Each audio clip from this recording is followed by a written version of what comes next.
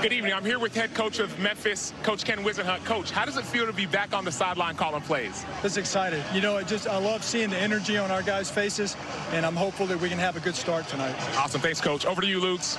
Thank you, Sam. Here with Greg Williams, the DC defensive coordinator. Coach, what are your two non-negotiables when it comes to playing defense for DC? Well, the two non-negotiables are effort and toughness. You know, mom and dad passed down the genetics, and I can only affect effort and toughness. So they'll be sitting by me or standing by me if it's not that way. Coming off a 6-sack performance a week ago, but you said there's some 8 sacks, but there's some things to clean up. Most notably, you said there's some leaky runs from quarterbacks up the middle. How do you prepare for that? And, you know, we've got to do a better job in some of our cage rush plans, and you'll see a lot of games out there this week. All right, thanks, Coach. You bet. All right, Tess? That is classic Greg Williams right there. Yes, it is.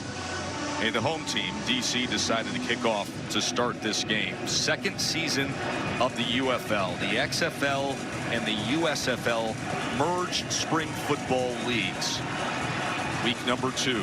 Saw great action in week 1. Now, Matt McCrane will get the evening started as the Deneric Prince is back to return. He was an effective receiver out of the backfield a week ago in that fourth quarter rally against Michigan. And a penalty flag comes down as this kick went out of bounds.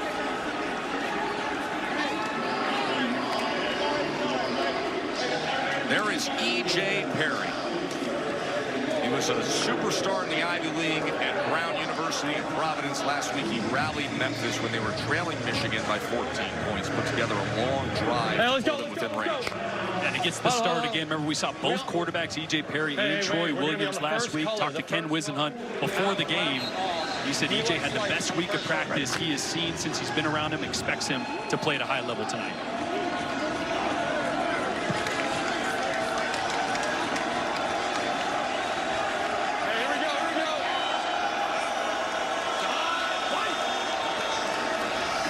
Prince is going to start off the night on the ground, and he gains just a yard. Let's look at the impact players, Jordan. Well, Anthony Hines with an early tackle already. He's a stud for that DC defense. Derek Roberson and DeAndre Baker, the former first-round draft pick, had an interception last week. They could play a lot of man coverage on the outside.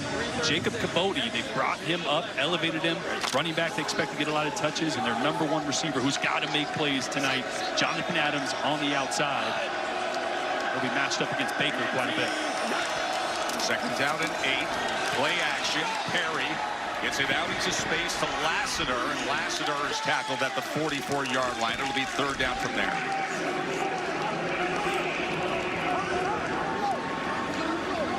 This is an offensive line that has been completely reworked with Jim Turner, who was the interim head coach last week, led by Lindstrom up front. A 3-time All-ACC player at Boston College. He was actually E.J. Perry's roommate when Perry was there for a couple of years before he transferred to the Ivy League. Third down and 6. This is a staple of DC. Look at all these guys around the line of scrimmage. Perry downfield. There was some contact, but there's no flag as he was looking for Jonathan Adams, who was covered by the former first-round draft pick of the New York Giants, DeAndre Baker. Well, I said that's going to be a matchup to watch tonight. The best receiver for this Memphis team against one of the best DBs in the entire UFL, DeAndre Baker. Oh, it's offensive fans going to say that should have been a flag. Defensive fans going to say that's great coverage. Pass interference. First down. More importantly, it's going to set the tone for how they're going to call the outside from here on out. And this is a great wrinkle, a little challenge from head coach. I'm on the right 25. Two's not playing the ball. He's into the receiver. He does turn, but then I've got to grab with the left hand, and he's pulling the receiver. So we do have pass interference. I've got the 35-yard line as a spot. So we're going to be at the 35. Where's my previous spot?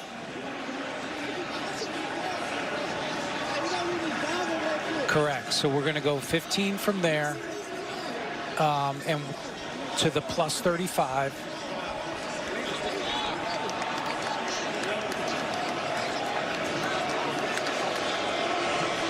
From the previous In real spot. time, you're getting You're getting the transparency of officiating in the UFL. After video review, the ruling is pass interference defense.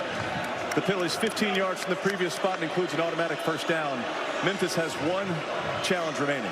And Sam's with the man who put forth the challenge. So, Coach Wisenhunt, that was a quick challenge. Why'd you make the decision? Well, it looked to me like it was pretty obvious pass interference, and you want to get a good start, especially on the road, so that's why I did it. Awesome. Thanks, Coach. The challenge was successful, so they are given another challenge. A first down off the defensive pass interference. Quick strike from Perry as he connects with Kwame Lassiter, and that is a first down for Memphis. Oh, it's a great little RPO. He's just going to stick the ball in the belly of the running back. He's going to read Anthony Hines, 57, right over the ball. He sneaks up, opens up a window for Lassiter. Great little start here from E.J. Perry. And for all you UFL fans, remember what you just saw in that challenge. You can challenge any play. Whether there was a flag, wasn't a flag, doesn't matter. Not like the NFL or college football. Nice little wrinkle we got here in the UFL. Here's Prince. Flag comes down as Prince goes ahead for just a yard. Tackled by Sonogo.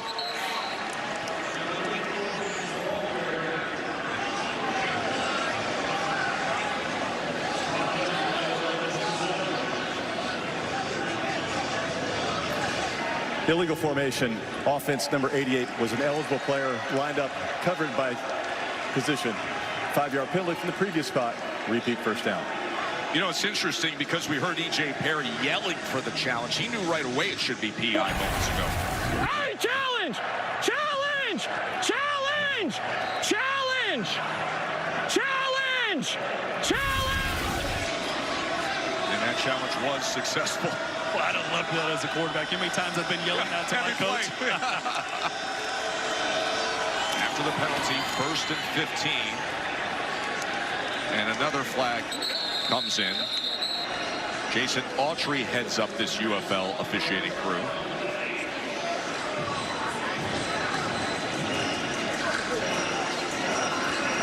Offside. Defense number 2 lined up in the neutral zone. 5-yard penalty from the previous spot.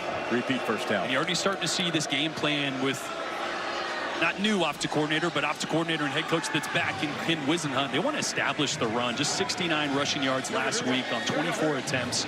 It's going to be run, run, run, and take shots in one-on-one coverage on the outside. Already on this first drive, the 3rd penalty against DC for 25 yards.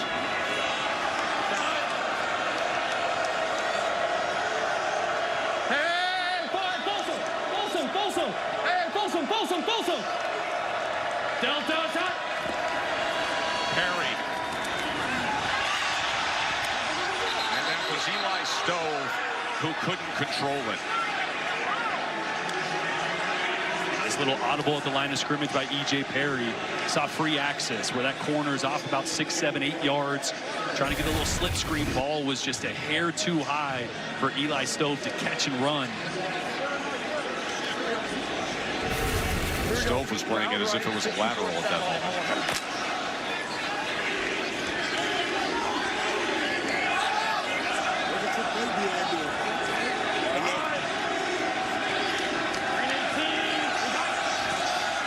Perry on 2nd down. They go with the slant, and here's Anderson as he muscles his way down to the 16-yard line, and that will move the chains. I love this. Just 2 routes inside of D. Anderson are going to run off these defenders right here, open up a hole. Anderson just slips right in between there. Catching DC in one of those rare moments where they're not pressing that outside receiver. Free access. It's a nice, easy catch and throw and catch there for Memphis.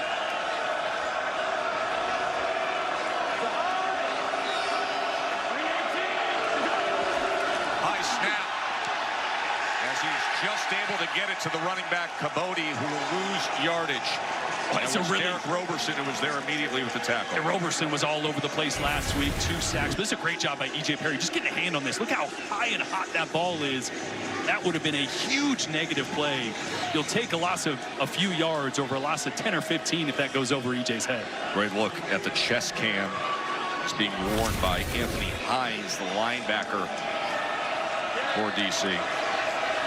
Roberson right there played in 16 games with the Tennessee Titans over a couple years in the NFL. A-gap pressure. They pick it up. Perry downfield and is intercepted 10-yard line. That was Keandre Thomas with the pickoff.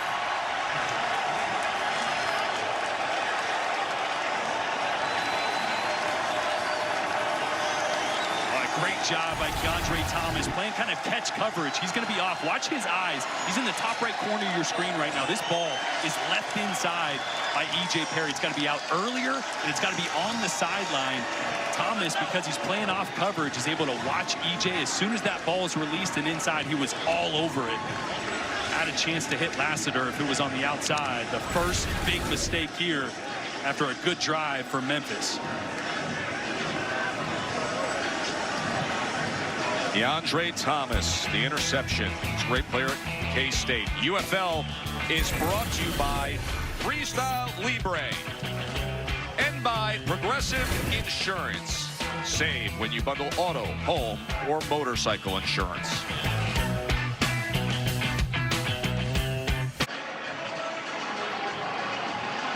Welcome back to D.C. here with the big man of the hour, Keandre Thomas. Huge interception to change the momentum right there. What coverage were you in? What did you see? We were in cover one. Said I was just reading quick game from the quarterback. Receiver in a weak route. Jumped it, got the money. Go excited. Go spend it with your teammates, will you? He said, go. Sam, take it away. So I'm on the sideline here on the Memphis sideline. E.J. Perry's dealing with an ab strain. Now he's still up, but he's been messing with his ab with the side. He was kind of limping on the field, so that's the situation. He's on the sideline right now. Talk to the trainers. Ab strain, but he's still up. And you can see him reaching to his left side. He's made the start, brought his team down the field, and then threw that interception. But clearly affected by that abdominal strain as Jordan Ta'amu in the DC offense is out there set to get to business, and this is a good way to start it with the running game of Abram Smith. Yeah, Abram Smith coming off a torn ACL from last year. A little rusty last week, but he's so dynamic out of Baylor. Mentioned Abram Smith there. Chris Rowland, he's a guy that they'll give reverses. They'll get him out in space, a guy that's dynamic to watch.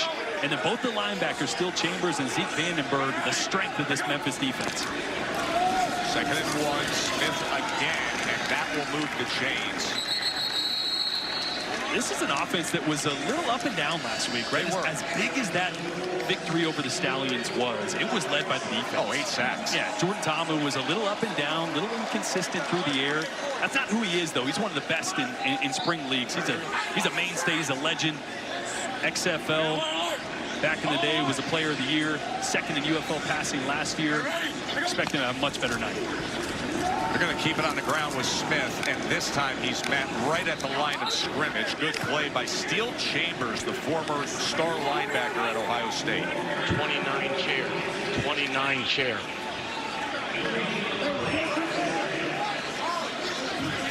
Fred Keyes What we want is the good. offensive coordinator for DC. We're good.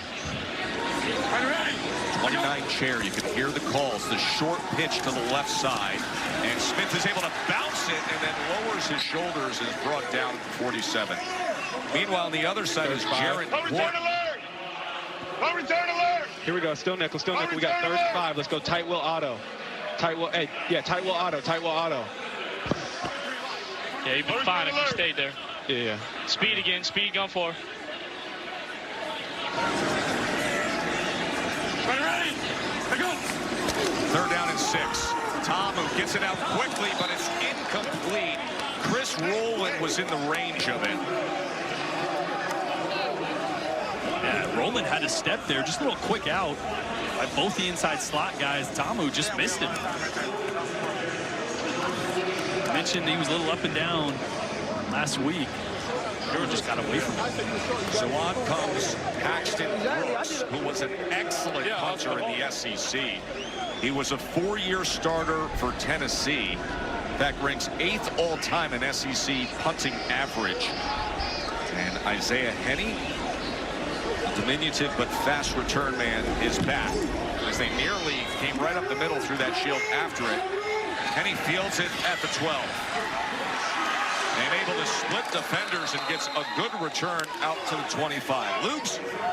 Yeah, Tess here with Jordan Ta'amu. He's taking a look at the iPad right now. It looked like you guys didn't go as deep as you should have on the routes, and you were just a little off the mark. Yeah, just kind of our first throw of the game, so we just got to be on target. And I knew exactly what they were playing. I just got to give them a chance to catch that. So, all right, man. Thanks. Yes, sir. Appreciate it.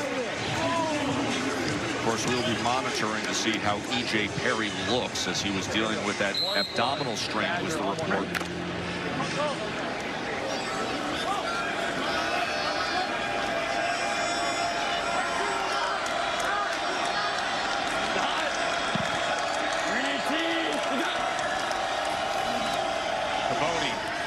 Trying to find something and doesn't find anything as he was stacked up by Niles Scott.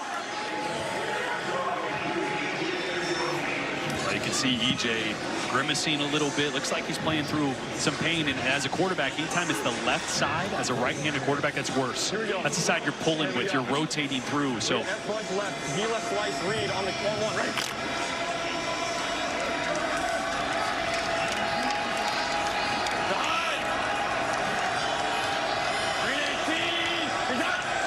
Second and 9. Oh, a whole lot of traffic coming in. A flag comes down. We'll check on that. Remember, 8 sacks a week ago as Bryce Thompson came crashing in from the defensive backfield. But let's check on the flag.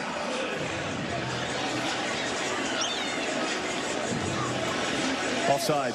Defense number 48 lined up in the neutral zone. 5-yard penalty from the previous spot. Repeat second down. Williams' ultra-aggressive defense. Andre Mintz just a little over the snap there. Well, you're starting to feel this Greg Williams defense, right? I spoke to him down there on the field before the game. He said, I don't want to blitz a ton early. I want to feel him out, and then I'll start to heat up as I get a feel for what Ken Wisenhunt wants to do. Second and 4 now for Memphis. Cody able to weave his way close to the 35. Now the beauty here is we have access to the play calls, including that going to the headset of the backup quarterback, Sam. So I'm here with Dresser Wynn, one of the quarterbacks for Memphis. It looks physical out there. What are you seeing from EJ? It looks good so far. Kind of being a point guard out there, getting the ball to his guys and letting them run. Just not a great decision on the pick, but hey, he'll bounce back. He's a good player, and we'll see it right here. Can you walk us through some of the plays as you hear them? I'll get the next play for you when I hear it. Awesome, let's do it. 3-by-1 here. That's what it's called. Timeout. You hear on the 3rd and 1 that Memphis wants to use their first timeout of the evening. Memphis has called their first charge timeout of the half. It's 30 seconds in length. Coach Ken Wisenhunt back after a leave of absence. Longtime NFL head coach, of course, with Arizona and with the Tennessee Titans. Led the Cardinals to a Super Bowl back in 2008.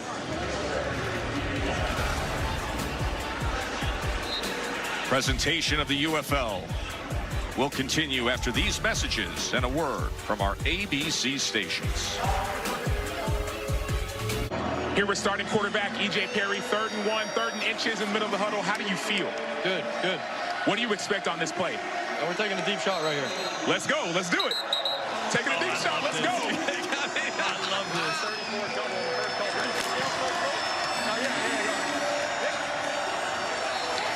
I don't think they're really taking a deep shot. I don't think so either, but I hope they do.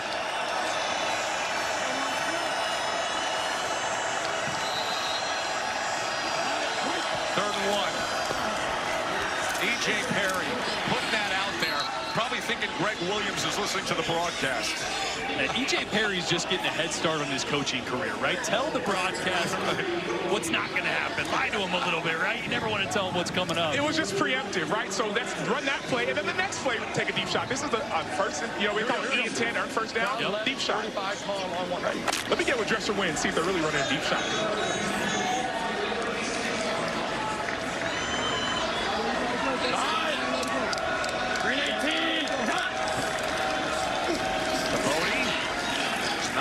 There, and then his forward momentum takes him ahead for 2 yards. I will say, though, Jacob Cabody just got elevated this week. He wasn't active last week. He's running hard. He's falling forward, so he's getting 2 or 3 extra yards every time they hand it off to him. Really nice opening drive for Memphis. Ended in that turnover. Cabody began his college football career at Texas A&M. Then he went to Louisiana and spent time with the New Orleans Saints and the Cleveland Browns on the practice squad. And now getting extended time here with Memphis. Here is Perry. Here is your shot downfield.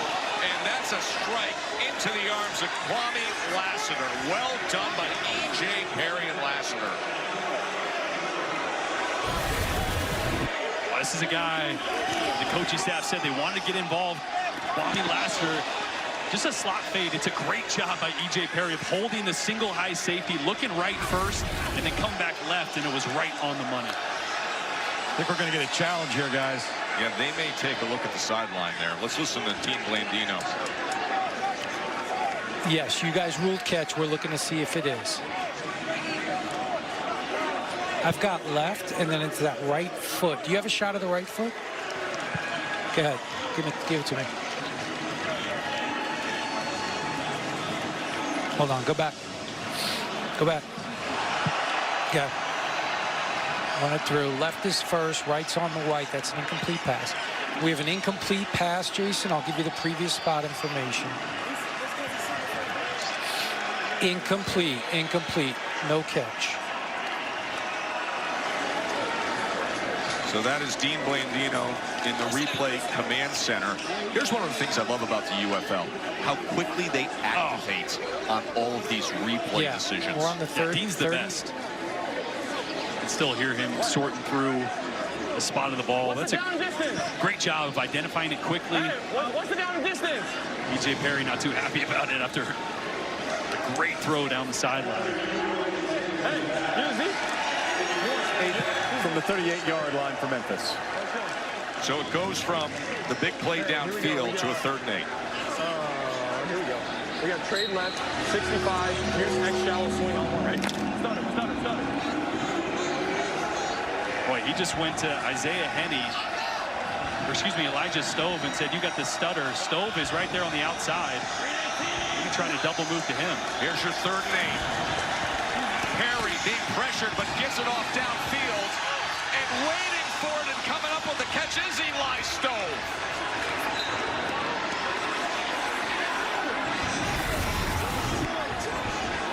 Boy, this is a stutter on the outside, like I said, to Stove. And DeAndre Baker, or maybe it's Bryce Thompson. It was Baker, bites all over that. EJ got hit a little bit as he stepped up in the pocket, so that ball came much shorter than he wanted, because look how open Stove was. That's a surefire touchdown. If EJ can get that up on time. Watch this, stepping up in the pocket. A little bit of traffic around him. Big play just the same. You can see the frustration and hear it as that play clock was counting down, and he was urging that team to get to the line and get set. 35 seconds. It's quick, guys. It is, Tom. But how different does this Memphis offense feel this week? Oh, no doubt. Completely different. The vertical passing game is there. You see last week, first-time play caller, no Ken Wisenhunt. A little different when you got a guy that's won a Super Bowl as an offensive coordinator calling plays. What do you want, same thing? You're seeing press coverage and man coverage on the outside. They are taking shots. It's an aggressive attack so far from Ken Wisenhunt. Jordan, I'm impressed with the offensive line for Memphis, because you're seeing a lot of line stunts and twists and games from DC. They've handled it so far.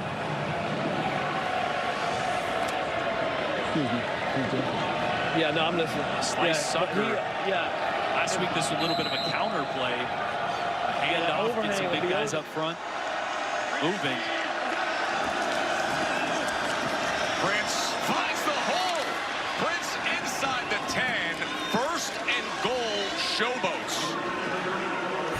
That's a great job. It's a double team right here. That really opens up that hole for Deneric Prince. Lindstrom did a good job sealing it. Yeah.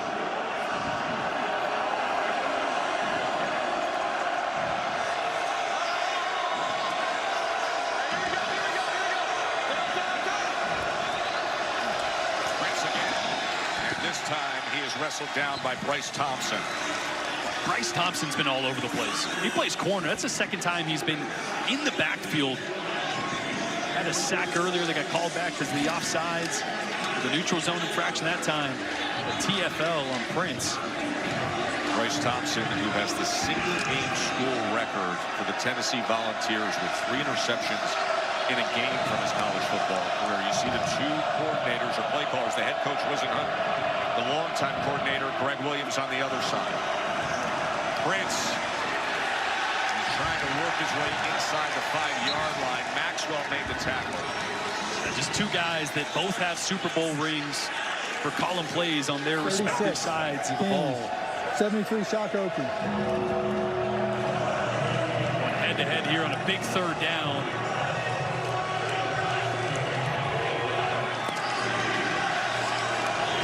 Third goal.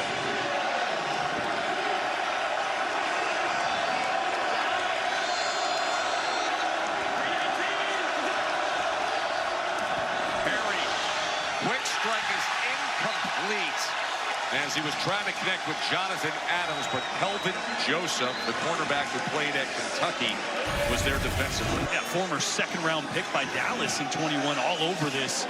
It's a play almost similar to what they ran earlier. It hit D. Anderson on. This time, Jonathan Adams, that is tight coverage there.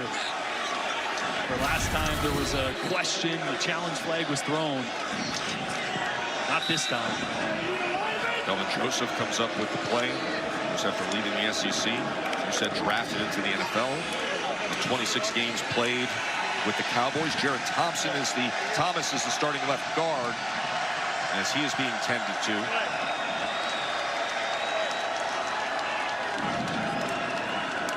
Thomas played at Northwestern, where studied sports media and in fact called a college football game, was up in the booth on the Big Ten Network last year calling Northwestern's season opener. Keep playing football, big man. I don't want you to come take my job. Exactly. Maybe we'll get him on the mic a little bit later, huh? Matt Coughlin now on for the field goal attempt.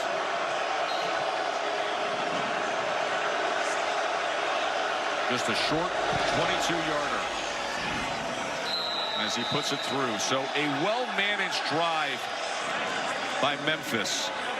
Now the flag comes in late on that successful field goal.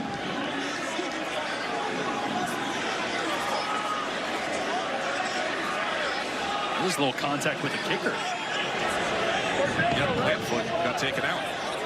Is it a full? It's not a first down. It's still 4th down. Still 4th down. Running into the kicker defense. No, still 4th down. Still 4th down. They're going to take the point, sure.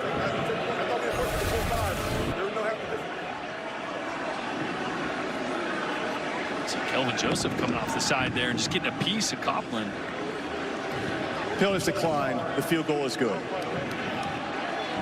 Actually, his kick foot, by the time it came down, was what he took out.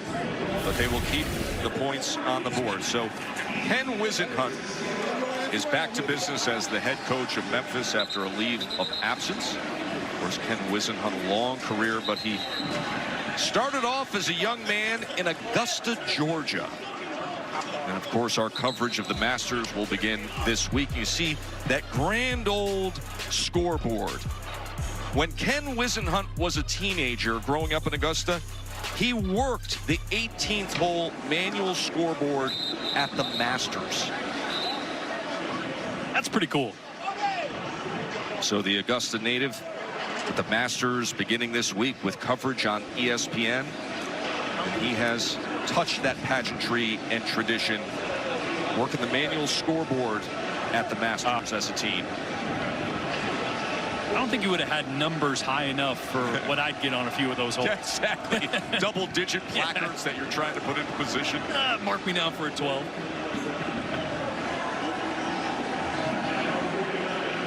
I gotta say, it's a really impressive start by this Memphis offense. 11-play drive. Yeah, 2 long drives. See, the first one ended in the interception. That one capped off with points. Different Memphis offense than we saw last week against Michigan.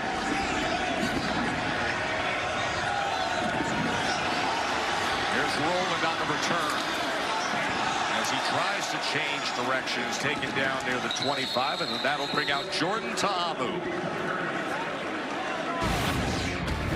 Jordan Ta'amu, DC Defenders. My football moment would have to be in college. We were down 5 with 5 seconds left on the 10-yard line. I throw a fade route to DK Metcalf in that corner. He catches it. We win the game off of that catch. That was probably one of my best moments.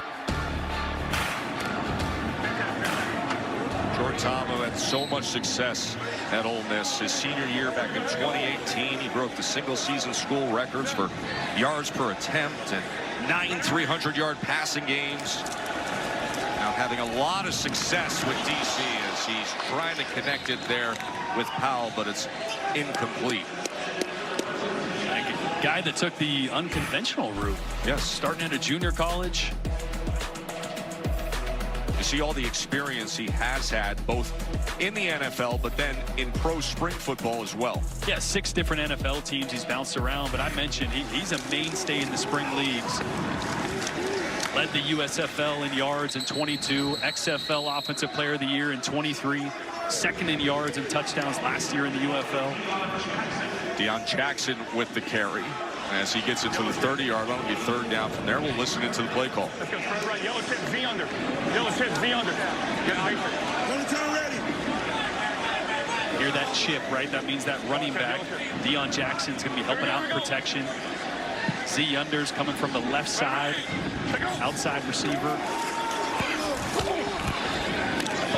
Oh, that was denied as Lance Boykin came in defensively in front of Cornell Powell. Great coverage. Boykin, a guy that defensive coordinator Jaron Horton says just jumps off the tape. Another one that's just a little bit off for Ta'amu. This ball just sails. See, it floats on him a little bit, didn't drive it the way he wanted to. Timeout. That's the end of the first quarter. Memphis. They've held the ball 17 plays to DC's 8. A field goal lead for the underdog Showboats here in DC.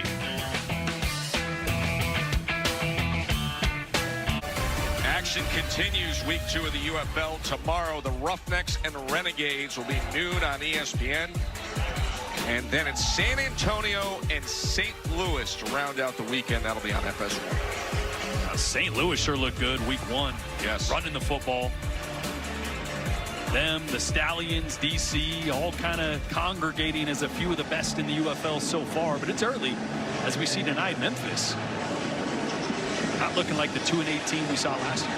Birmingham came back, bounced back last night against Michigan after this DC team was all over them with the 8 sacks a week ago. Paxton Brooks, his second punt of the night.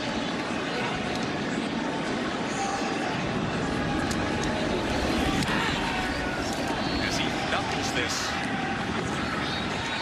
And it's fielded by Henne off the bounce. And he's taken down there at 29. A flag comes down opposite side of the field.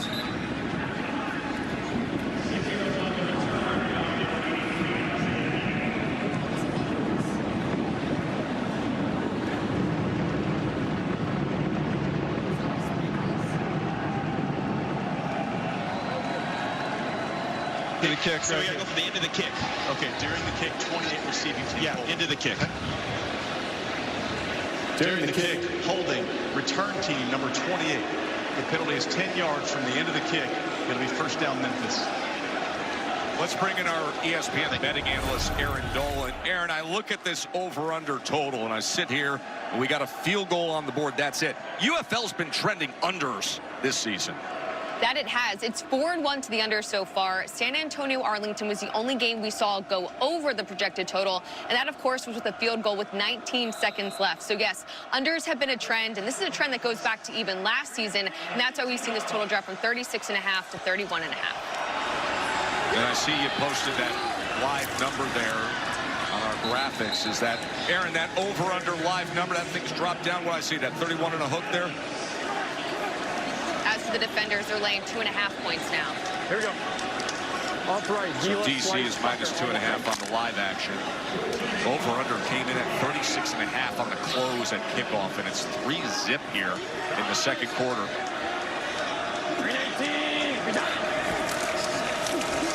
Here's Prince. Prince breaks free to the outside. Good run by Deneric Prince. Oh, it's just a great read by Prince. This is supposed to go up inside. Watch him bounce this to the outside after it gets clogged up. Really good job. Field vision there from Deneric Prince.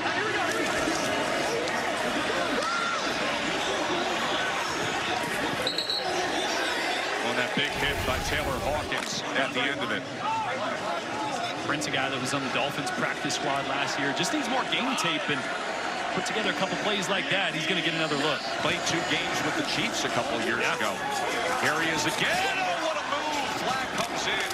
They may walk this back, but you can see the nimble ability combined with the speed of Deneric Prince. Number 4, offense. 10 yards from that spot. Good spot. Okay. During the run, holding. Number 10, offense. 10-yard penalty from the spot of the foul. Repeat first down.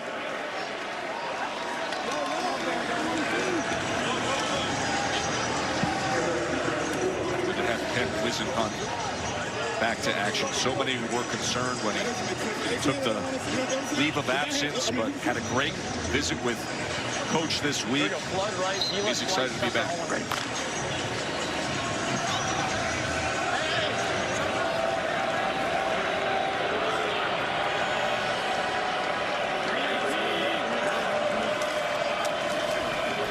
Here's Perry. Perry able to get away from the defender. And he's a very good elusive athlete when you give him a chance. You can see him reaching for his abdomen, remember, on that first possession. Yeah, he's Get to gutting the it final out. formation. We got to go. Timeout. Come on. Why are we stopping? Reset.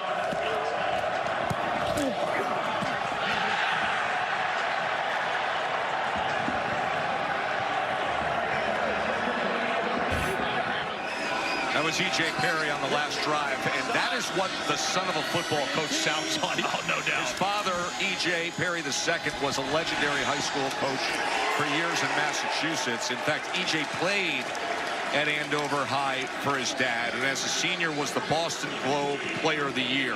Jacob Capote in on the play there. Big hit from DeAndre Baker. Great read from Baker there, but E.J. Perry, he's a sneaky athlete. Ran a 4.65 at the combine, second fastest of his quarterback class. He does a really good job of stepping up through the pocket at times as well. Something to keep an eye on here, the mobility of E.J. Perry on 3rd and long. Watch that play clock here.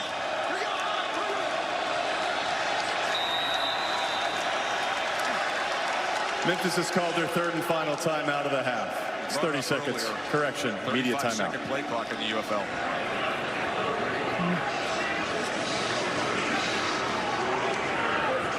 Yeah, let's do it.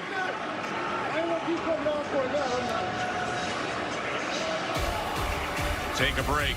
The Showboats facing a 3rd and 15 when we return to Washington, D.C.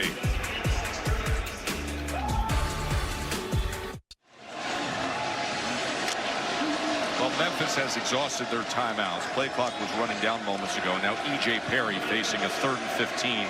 Ken Wisenhunt, former Super Bowl head coach and play caller, against Greg Williams, longtime NFL defensive coordinator. That's the matchup of play callers, 3rd and 15.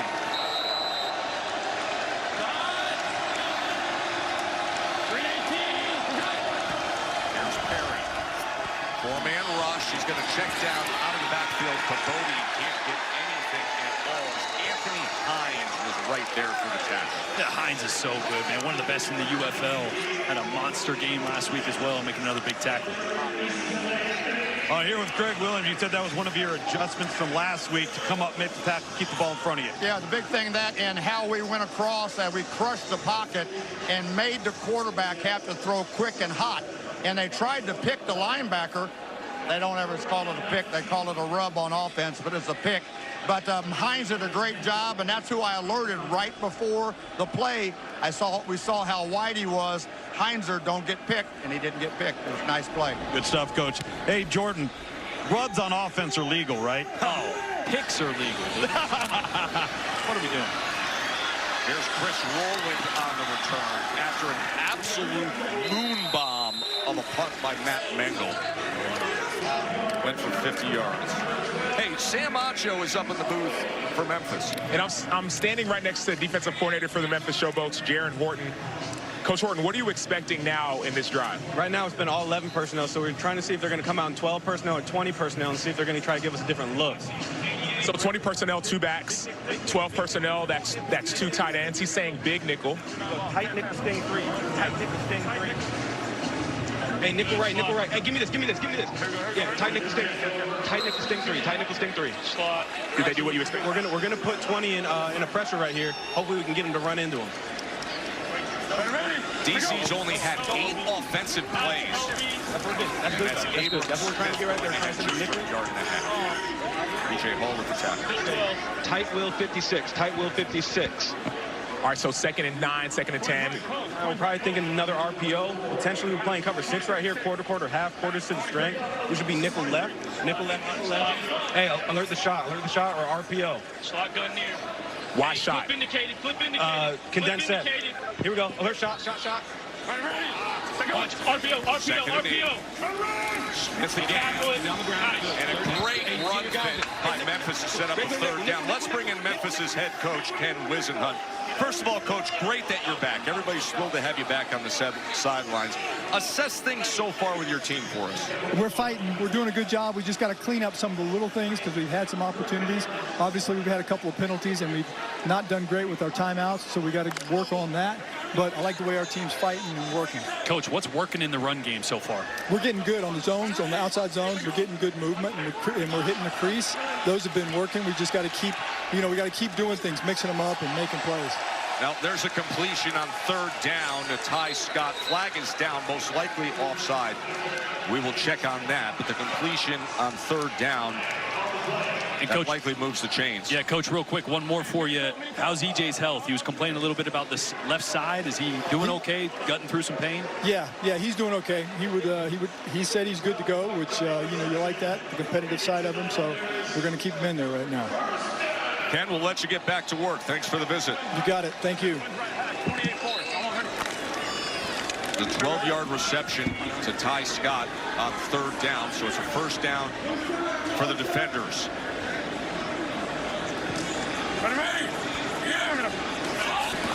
Abram Smith. He will keep going as he makes it to the 47. Loose.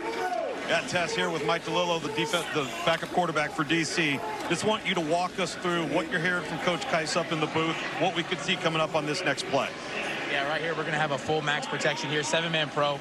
We're going to go vertical here, so we're really looking to put the button on their free side. So let's see if it works. There is the pass protection. There is the shot downfield. Oh, and wide open, but unable to handle it is Jaden Mickens. They're giving us that all day long, so we're going to come back to it for sure. Good call, Mike. Thanks. Great play call here. Little switch by the inside receivers. Mickens wide open. It just doesn't haul it in. That was a surefire touchdown. Shannon Harris, the DC Defenders interim head coach. Sam. Coach, what happened on that last play? We busted the coverage. We didn't carry the vertical at 2. We need our safety number 7, Eli, to take that one. Here we go. What are you doing now? We're playing cover 6 right here. Oh, we got to continue. Ta'amu able to get it with his legs. Good work by Jordan Ta'amu. And the first defenders play into Memphis territory tonight. Yeah, Steel Chambers out here in space. You're going to see just lose his vision and contain on Ta'amu as he does a great job of stepping up into the cover 2 side. Right, you heard the defense coordinator say cover 6, cover 2 on one side, cover 4 on the other. Great job by Ta'amu seeing that and using his legs.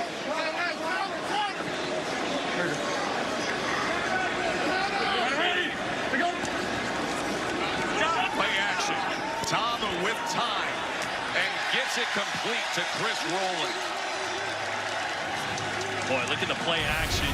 Just affecting all these linebackers. Watch the flow here from the second level. Really opens up that over route to Rowland. Great touch throw that time by Ta'amu. Coach, 18-yard reception. We got to make our tackles. Contain the quarterback. Got to contain the quarterback right now. They know it's man. Yeah, no, I know. Pass. Jackson gets to the 24-yard line, tackled by Steel Chambers, the former Ohio State star, as well as Isaiah Green May. Tight with Tampa, tight with Tampa, tight with Tampa. So hurry up, we can't stop when they're not stopping, guys. We can't do this. Yeah, they were slow at the ball. I got you. Good pass. Tampa 2. I called Tampa because our corner was giving me the signal that he needs a blow. He got stopped. I got you. 2nd and 6 to Amu. Over the middle, and it is complete as he goes to Moore, the big tight end. And then a late flag comes in at the end of the play. 15. Probably.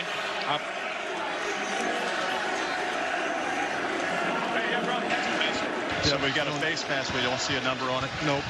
So it's going to add 15. We're going to take it to the 2-yard line. Okay. A foul, face mask, defense. The penalty will place the ball at the 2-yard line. Automatic first down. 13. See the face mask right there. Adewusi. Things you never knew. Your defense coordinator has to call a certain coverage because a corner is tired. Yes, right? exactly. You're sitting on the couch. You never realize all the things you have to juggle as a play caller. And now, backup quarterback Mike DeLillo in the game. They like to run with him. Expect something downhill. Quarterback run. 1st and goal. Mike DeLillo in. And there is the quarterback run, but they take out his feet at the 3-yard line. Excellent play by Walker. Look at Eli Walker just come straight through the line of scrimmage. Great job. Watch him knife right through right here. DeLillo's a big quarterback, man. About 215 pounds, big lower body. Great job of knowing what was coming and blowing that up. And now Jordan Ta'amu back in the game. They only have 8 plays prior to this drive. Now this is going to be the 11th play of this drive. Play action to the right. Ta'amu trying to get there himself as he goes airborne. And they're talking it over.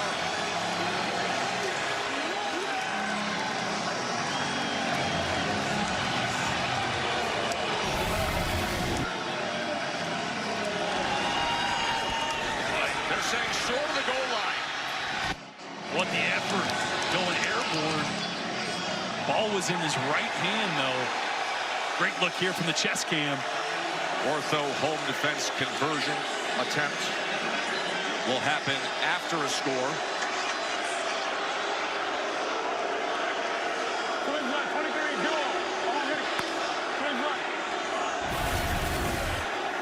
Yep. Here's your we're 3rd good. goal. We're good.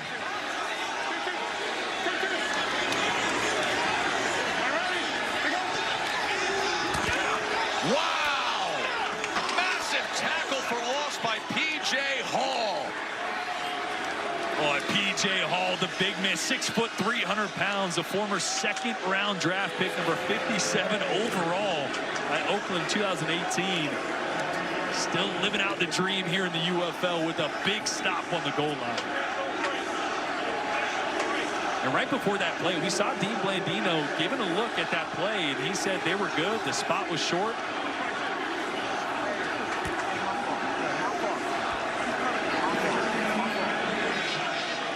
Matt McCrane on to attempt the short field goal to tie the game, and he does. So a long sustained drive by DC, but in the end, one big tackle for loss, and it holds them to 3. Lubes. Here with Coach Shannon Harris. Coach, you tried to call the timeout there. Why? Yeah, it was something that we didn't like, the look, so we just tried to get that play stopped, but we still could have blocked it properly, but we didn't do it, but we wanted to get a timeout to make sure we had the right call. All right, thanks, Coach. Yep, appreciate it. 3-3. Boy, Aaron said the unders have been trending. Are they ever here? More to come from DC after this.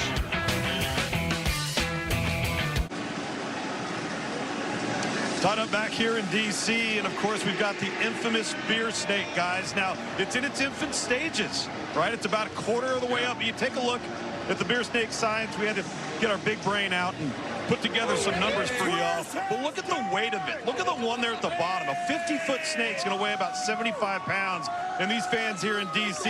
have been loving this going all the way back to the XFL in 2020, and there have been moments, and who knows, it might happen tonight, where that beer snake will make it to the very, very top row, and then we'll end up having to make a hard right turn along the back aisle. That's when you're having a good time. You got it. Those are 16 ounces, by the way. And it's 48 cups per foot. 3-3 game here in D.C. I think we need a little more scoring, right? Oh, we're going to add to those the beer beers snake. flowing. Yeah, there we go. I think they alternate the guys that have to hold it. You know, I think it's heavy. That's not dime draft, guys.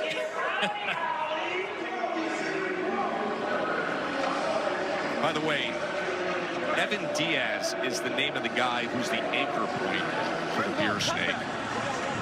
Gets here about an hour before kickoff and gets things ready and started. But, I mean, he's got quite the task throughout the night. Here's what's trending in terms of prop plays. Oh, now they get going. Look at this. We've inspired them by giving them airtime on ABC to add to the beer snake.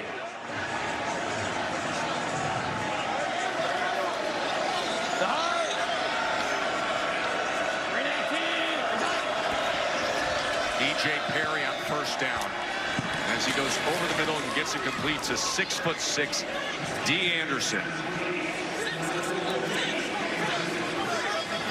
Greg Williams right now playing a little more soft zone coverage, not the traditional man press across the board. And E.J. Perry taking advantage of it. There's Perry on second down, and that was just denied at the last second as D. Anderson was trying to get upfield, but the former first-round NFL draft pick, DeAndre Baker, broke it up. Oh, he won the Jim Thorpe Award in 2018 for the best DB in the country, and you're seeing why right here.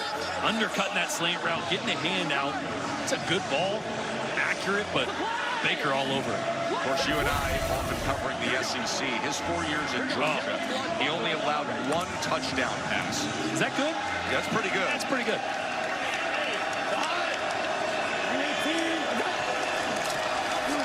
Third and 1 for Bodie. See where they mark this. Joe Wallace in there with a big hit. Two-time FCS All-American at Sam Houston State. I love you get a mix of guys. You get guys that played at Georgia at the top of the pinnacle of college football. You got guys that were All-Americans at the FCS level, all still fighting for that dream of playing the NFL. That one indeed came up short. 4th and about a football. So Matt Mango comes on to punt away his second punt of the evening. Played his college ball at UCLA.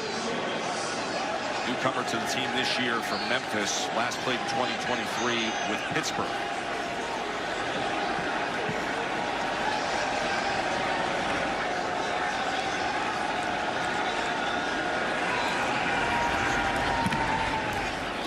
As Mangold skies this. Chris Rowland from the 24.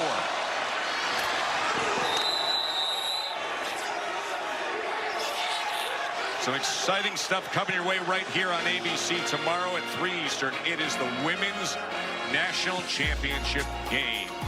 UConn take it on South Carolina. The pregame special gets it all started at 2 Eastern. Plus Sue Bird and Diana Taurasi will be doing their own commentary on ESPN, the alternate broadcast. That's 3 Eastern on ABC. Great matchup of powerhouse programs with UConn and South Carolina playing for the national championship.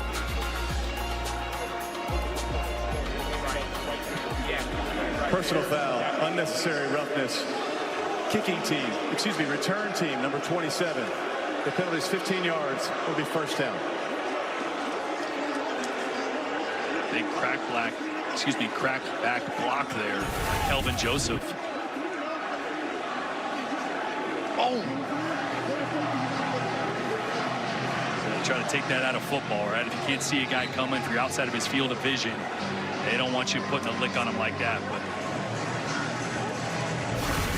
This league, the energy in this league, special teams and everybody, right? Everybody's trying to make a wow. Everybody's hungry. Everybody's hungry. Everybody wants to do something that's going to pop on film that the NFL team's going to see and go, hey, that guy plays with a little something special. We've actually had interesting conversations with guys in this league who played in the NFL for a bit, and they talk about the difference, the culture of what's in the locker room.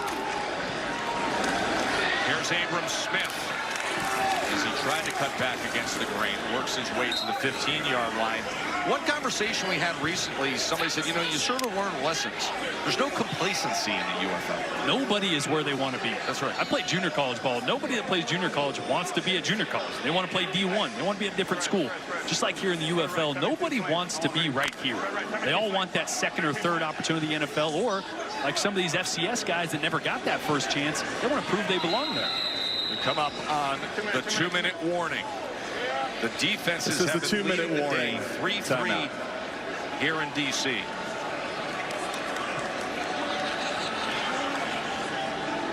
And Wisdom Hunt back in action for Memphis. This presentation of the UFL will continue after these messages and a word from our ABC stations.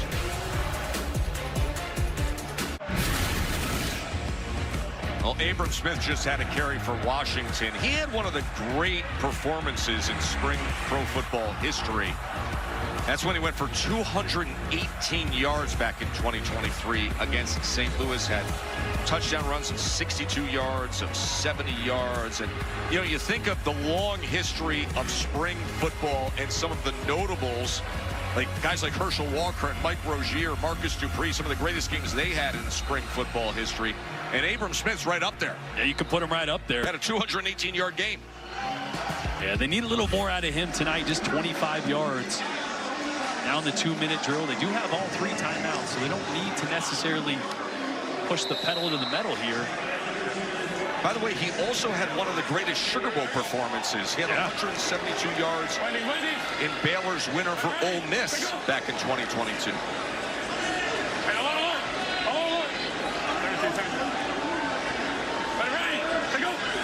Speaking of Ole Miss, here's Jordan Ta'amu as he connects on the slant with Ty Scott on what was 2nd and 8.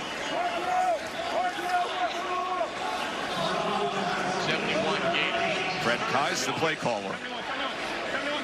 Hey, spacing a mesh, spacing a mesh. Tight will auto, red left. Gators all out, so they're going to see quick outs from all these guys. Spacing. 3rd and 1. Ta'amu. Oh, that was denied at the last second that time. Oh, I love this. There was Kyrie Woods. So they go quick outs on the outside, and they run rolling right down the middle. Look at him. Scott Free, safety, picks the wrong side, and Ta'amu just leaves it a little short. Oh. Once again, DC had a guy wide open for a touchdown. First one was dropped by Mickens. That one, a little short.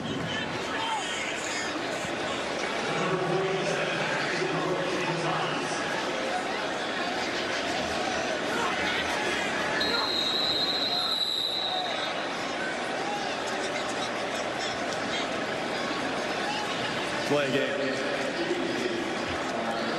What do you think? Was that all arm angle in terms of the trajectory of the throw? Yeah, I mean, I could have put more on it, honestly, more upfield. I just thought he was that wide open. I just thought to put it on him, but defense made a great play on that. So, all right, yeah, thank you. Tess, can I just tell you how glad I am that no one ever interviewed me after underthrowing a touchdown? Oh, man. I was thinking that you'd have fire out of your ears. Gosh. I wouldn't have a job in TV today, that's for sure. Paxton Brooks, as his punt is fielded at the 41. Is muffed. It is muffed, and there's a fight for the ball. And DC has it. The defenders come up with it. Clear on the field is recovery by DC. Isaiah Henney was the return man who couldn't control it. Oh, he just takes his eyes off it for a second with DC guys breathing heavy down right in front of him, and that is the play that DC needed, right? They've had a drop that would have been a touchdown, an underthrow that might have been a touchdown, missed opportunities, and now they get one back here with 1:22 left in a tie ball game. Deion Jackson, the running back who plays Special teams came up with the recovery, it appears. So now a second chance for Jordan Ta'amu after that missed opportunity.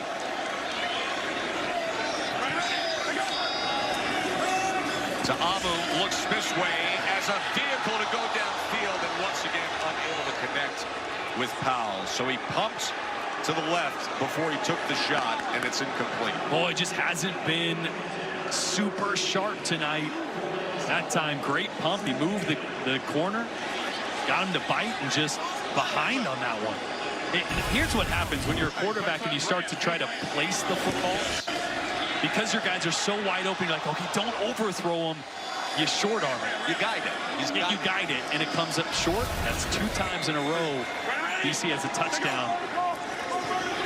Second and 10. Ta'amu, a little bit of pressure. Man in his face as he had to throw it high to the outside, so it'll be 3rd down. And unfortunately, sometimes that happens. Because remember, let's go back to that drop by Mickens that was a perfect throw that would have been a touchdown. Now as a quarterback, you go, oh man, he dropped that. Now I got to make it easier on him. And you start to think too much. You react less. Your instincts don't take over. It's 3rd and 10 after the muff punt was recovered by DC. Ta'amu drives the ball downfield and complete to Scott. And it's a 1st down at the 20-yard line for the defender. And that's a laser. That is a great answer by Jordan Ta'amu. Put that one right on the money in a tight window. 21-yard reception.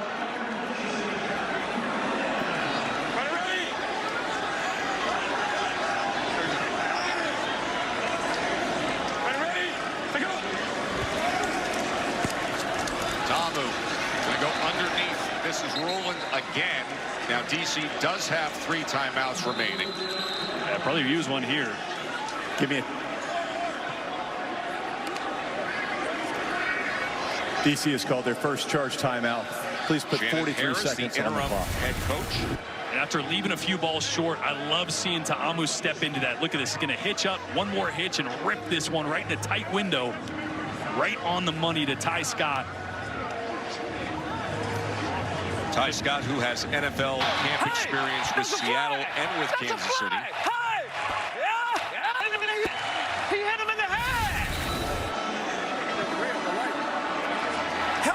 Helmet. 1 + 1 is 2. Come on. Have to be defenseless. Yes, sir. It was defenseless. That was defenseless. Shannon Harris pleading his case. Of course, everything is seen by Dean Blandino and Mike Pereira in the replay command center. Dean, what do you say about the argument that Shannon Harris is making there? Well, I think the key is we don't have a defenseless player. The receiver made the catch. Now he's a runner, so the only foul you can have is crown of the helmet. So shoulder to the head, forearm to the head is legal. It was a shoulder to the head, so that's legal on a ball carrier, not a defenseless player. Good, clear explanation from our VP of officiating, Dean Blandino, who's working the game in the command center. Ta'amu pressure, tries to spin out of it, and then is ripped down and tackled right away. That was Boogie Roberts coming up with the play. And it's going to be initial pressure here off the left side, and then Roberts is going to loop around and be right where Ta'amu is, trying to scramble away. Great DC job has by called their Boogie. second charge timeout of the half. It'll be 30 seconds in length. By the way, one of the great personalities in the league. That guy, not just a football player, does commercials as well. He models for North Face and Nike. Went to San Jose State, has his SAG card with national TV acting experience in national commercials. He said, look, 1 week, this is what I want to be when I grow up. 1 week, I want to be in the WWE. You know a thing about that. He said, the next week, I want to be cooking with Martha Stewart. That's range right there. That is range. And also bringing down quarterbacks and eating them for lunch. A little bit. Hanging out in the WWE and then hanging out with Martha Stewart. No doubt. It's going to be a 3rd and 14, under 30 seconds to play in this first half. Out of this too, just because of the distance. 3rd 14 for Tamu. He gets it complete, but struggling to try to surge ahead to that line is Ty Scott. It's 4th down? Yeah, just 4th down. He's going to let it run. Clock is counting down. They do have a timeout. They're going to let this tick down, call a timeout, pick a field goal. And that is exactly how they will manage things. Shannon Harris, the interim head coach, putting his team in position to take the lead. Coming down right now. Field goals not bad here. Remember, they're going to get the ball after half as well, so they can get points here and then with some momentum get the ball after half. You're listening to our betting analyst Erin Dolan. She put the number forward that the unders have been trending heavy in the UFL early on. This thing closed at 36.5. Live action dipped much lower. We could have a 6-3 game here. Hey, stock markets all over the place, Bitcoin's all over the place. You want to make some money? Bet some unders in the UFL. See if Matt McCrane can break this tie. 30-yard attempt. Trey Berry, the snapper. Paxton Brooks, the holder.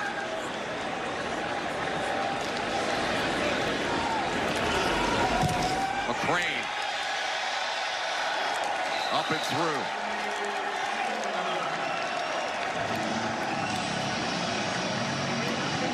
Well, Coach, you didn't have the ball much in the first quarter. You finally got the ball, got some rhythm. What were your assessments of the second quarter? Yeah, in the first quarter, offensively, we didn't sustain the drive like we should have, like we're accustomed to doing.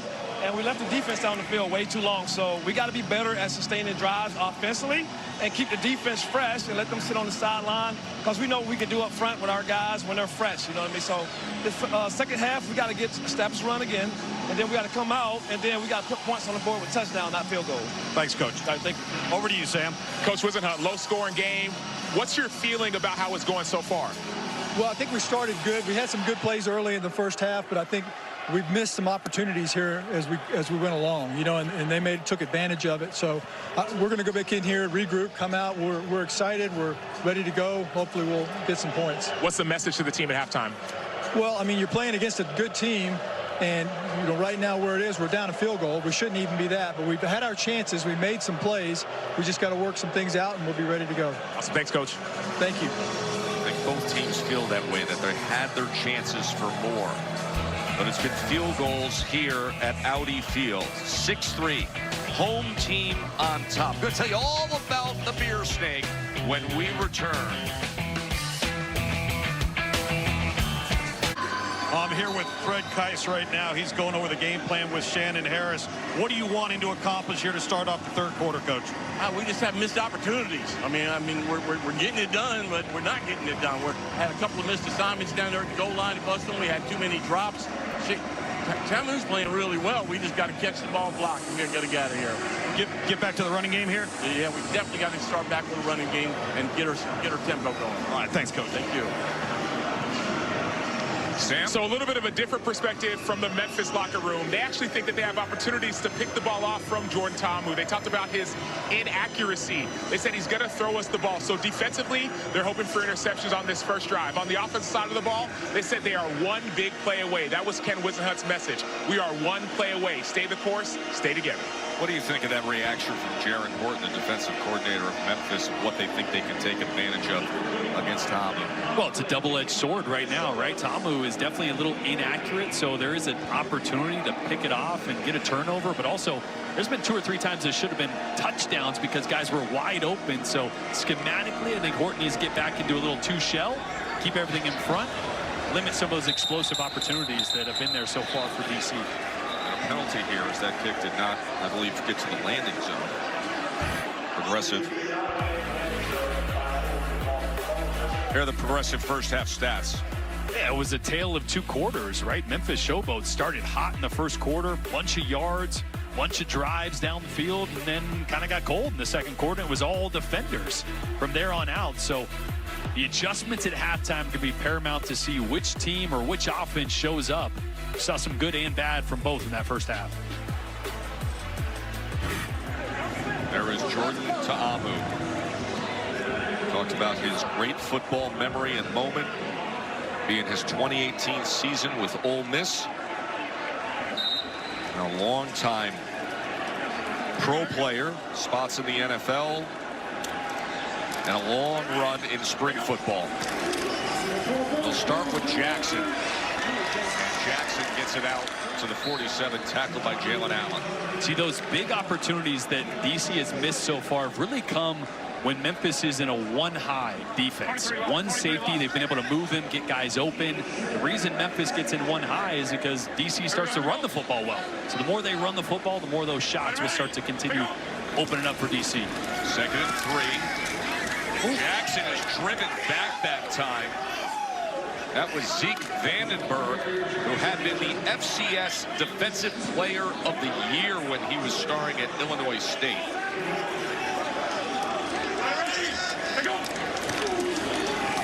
Short Jackson, and this time the extra effort will get them the first down.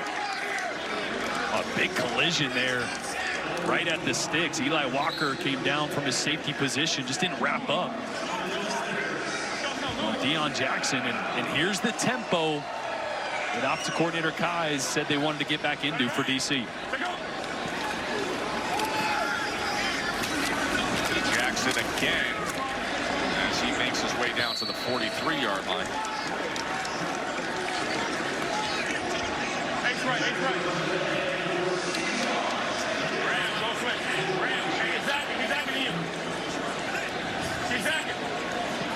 Fred Kais, the offensive coordinator. See what he calls here on 2nd and 4. To Amu. And just beyond Ty Scott. 3rd and 4. 3rd and 4. Here we go. 3rd and 4. Bunch right. Bunch right. Here we go. 3rd and 4. We're going to go right here. Wide spacing. 352. Wide spacing. Nickel. Check. Tight nickel stick 3. Tight nickel stick 3. Nickel left. Nickel left. Yeah, bunch. He didn't run the switch route. Space. 352. Quick protection. The ball should come out. Going to get 3 or 4 guys just on the other side of the sticks here. 3rd and 4. Here's Smith out of the backfield. Turns upfield and gets extra yardage for a first down. They're going to leak Abram Smith out to the flats. Everybody else is just sitting right over the sticks there. Eyes on the quarterback. Nobody goes with Abrams. Excuse me, Abram Smith there. And hopefully that gets Ta'amu back in rhythm, right? We saw another miss here in what could have been a big play downfield to Ty Scott. First down. Ta'amu wants to take a shot downfield. And is that ball intercepted? What a play that time by Lance Boykin. Wow, at the 1-yard line. The body control and staying with it. He secures the ball. That's a really good job of turning to play the football. Separation there. Powell goes in between his legs. Oh, I think his right foot. Right foot maybe on the chalk there. A heck of a play, but I don't think that one's going to stand as an interception. Out of bounds. This is incomplete. We're going to go back to the previous spot. See how quick Dean Blandino is. He just says incomplete. 28-yard line? 28-yard line, 1st and 10. We're on the left hash. The transparency in the officiating. After review, it's an incomplete pass. It'll be 2nd down for DC at the 28-yard line. Hey, I'm here with Lance Boykin. Lance, great pick, but they called incomplete. How you feeling right now? Don't worry about that. We out here grinding. It's nothing.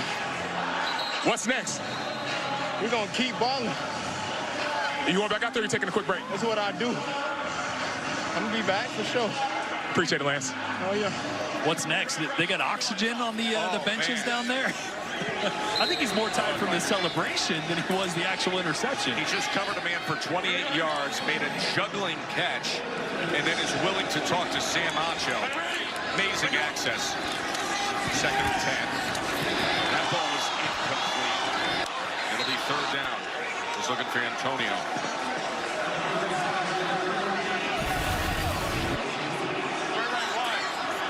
It was great position by Boykin.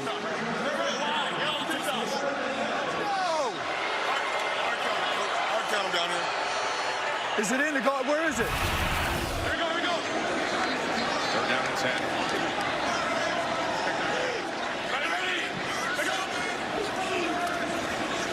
Tamu. Pocket started to collapse on him as he tried to check it down to Abram Smith. Well, the Memphis defense did not get awarded the interception as Boykin was out of bounds, but they did their job on third and fourth and on second and third down. Yeah, the defensive front for Memphis. Jalen Allen there with a great second effort to get some pressure on Tamu and good coverage downfield. That's really the difference for this Memphis defense. The defensive front, a lot of NFL experience across the board for that revamped group. Matt McCrane, he's hit from 22 and 30, this from 46. And he puts it through. 9-3 DC.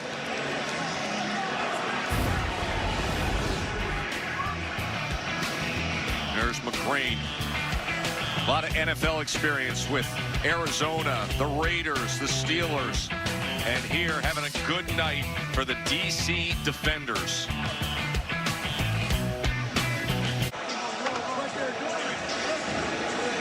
Back here in DC, a 9-3 score with the home team on top. This year's NFL Draft is in Green Bay. 3-day event starts on Thursday, April 24th. Going to have every pick covered on ESPN, but also available on the NFL Network and ABC coverage that focuses on the prospects' journey to the draft. There's DeAndre Baker, of course.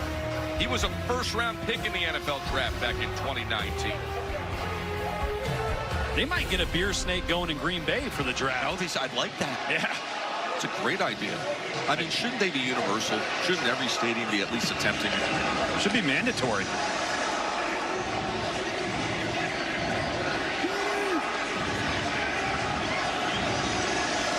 DC with the lead here. After their first two drives, they had 8 total plays for 21 yards. Didn't score. There's Lassiter on the return. And then since then, 30 plays, 138 yards, and the field goals. Well, there's Kai Loxley, really great athlete, 6'4", 210, from nearby Baltimore, played at UTEP, and he is the son, head coach of the Terps, Maryland head coach Mike Loxley, who joins us now. Mike, great to always visit with you. How you doing as a dad being here on the sideline? I know. What's up, Joe? What's going on, Jordan, man? Great to be on with you guys. It's great to have an opportunity to come to a venue like this place, Audi Field, and to get to see my son play, which, you know, he's been up in Canada for a few years, and I wasn't able to get up there, but a short drive over, had dinner at the restaurant up at Grill Marks in College Park, and the family came down to check out young Kai, my baby boy. Coach, tell me this, more nerves coaching in a national championship or standing here watching your son play a professional football game? It's standing here as a dad, man. That's why I didn't wear any Terp gear. I wore bright green neon so he could see me. You know, I'm one of those dads, man. Just to have the opportunity to see him. A year ago, he kind of was a volunteer coach for us. I've tried to convince him to get into the family business, but he wants to keep trying this pro football thing. And as long as he's playing in a league like this, which what a great developmental league this is for guys like a Kai who are still have that football itch and may have opportunities to develop. And he was a quarterback, and now he's working as a receiver. And Mike, it's great also, and I know you appreciate, to have Ken Wisenhunt back after his short leave of absence on the sideline coaching up your son. Yeah, it is, man. Sent out prayers out to Ken, and I know he's one of those guys that has been a great offensive mind for a long time, and it's great to see him back on the sideline again, guys. Here's a 3rd down and 4. E.J. Perry, the quarterback for Memphis, 3rd and 4 as he drives the ball and gets it complete. And that'll move the chains as he connects with Jonathan Adams. All right, Coach, put your offensive coordinator hat on. If you had to dial up a play for Kai, what's he best at right now? You know what? I've seen a lot of one-high man coverage, and with his length and his size, just let him run down the 9 route down the sideline, give him a 50-50 ball, and see if he can make a play or not. Here's Perry on 1st down. Perry, he's got good legs when he wants to, but he gets rid of it smartly to Adams. Flag is down. I don't know if Perry perhaps 10 beyond lost the line of scrimmage there. So that's a good spot. Line of scrimmage is about the 41-yard line. He was flirting with that line. Illegal forward pass. Offense number 5. Beyond the line of scrimmage when he threw the ball. 5-yard penalty from the spot of the foul with a loss of down. Second down. Hey, Coach, we wish you the best with spring football just up the road with Maryland. Always great to visit with you. And now you can go back to being, you know what, let's stay with you for one more play because look who's coming. Oh, number 1 just trotted on. Look who's coming into the game. All right, here we go. Here we go. Let's hear what Mike Loxley, as a dad, thinks of watching Kai out there on the field as a pro. Jason, we have a legal pass. His right foot was at the line of scrimmage. Ooh, wow. So this is going to be, yep, we've got the 20-yard line out of bounds, 1st and 10, right hash. This is excellent that Dean Blandino immediately looks at it and says, hold on, watch the right foot. Remember, any part of the quarterback's body is behind that line. It's a valid forward pass. And so that right foot just behind the 41-yard line there. Great job by Dean and the guys in the command center. So it goes as a completed pass. And Kai Loxley in at wide receiver as his father and Maryland head coach Mike Loxley is with us live. Middle field's closed there. Cloud. Capote takes it ahead. Mike, we'll let you be a dad. Enjoy it all. Always great to visit with you, my friend. Thanks, Joe. Good to see you. Thanks, guys. Coach. All right. You know, that is a great example of what we talked about earlier with what just happened with the replay command center. Yeah. You get the big play. We saw it. It looked like he was over the line. Blandino looks at it, immediately gets to them and says, no, listen, that's first down. Place the ball there. Let's go. Let's play some football. So the big play stands. Capote on 2nd down as he will work it to the 15-yard line. Sonogo with the tackle. It'll be 3rd down from there.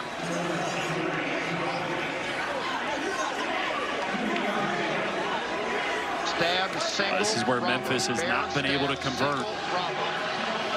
Down in the red zone.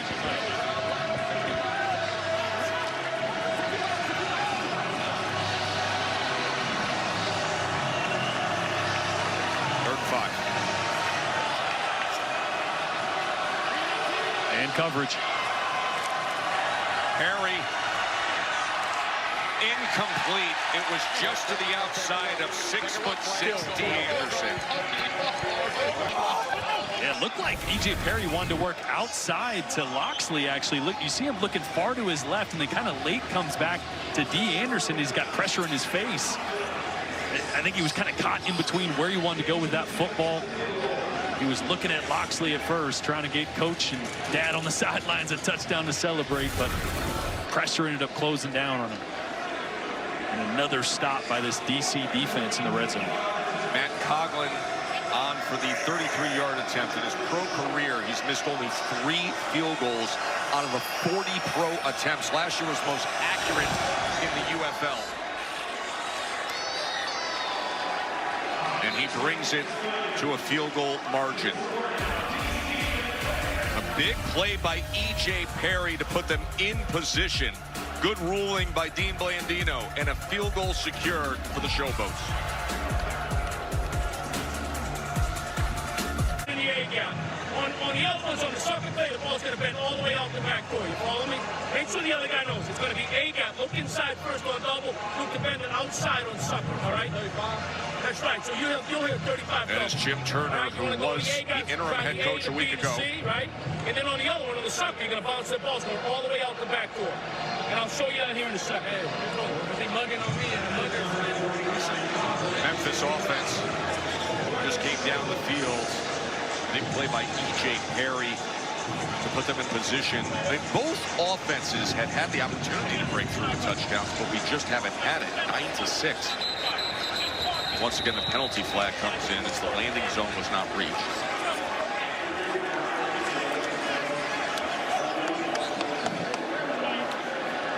What's up, Lukes?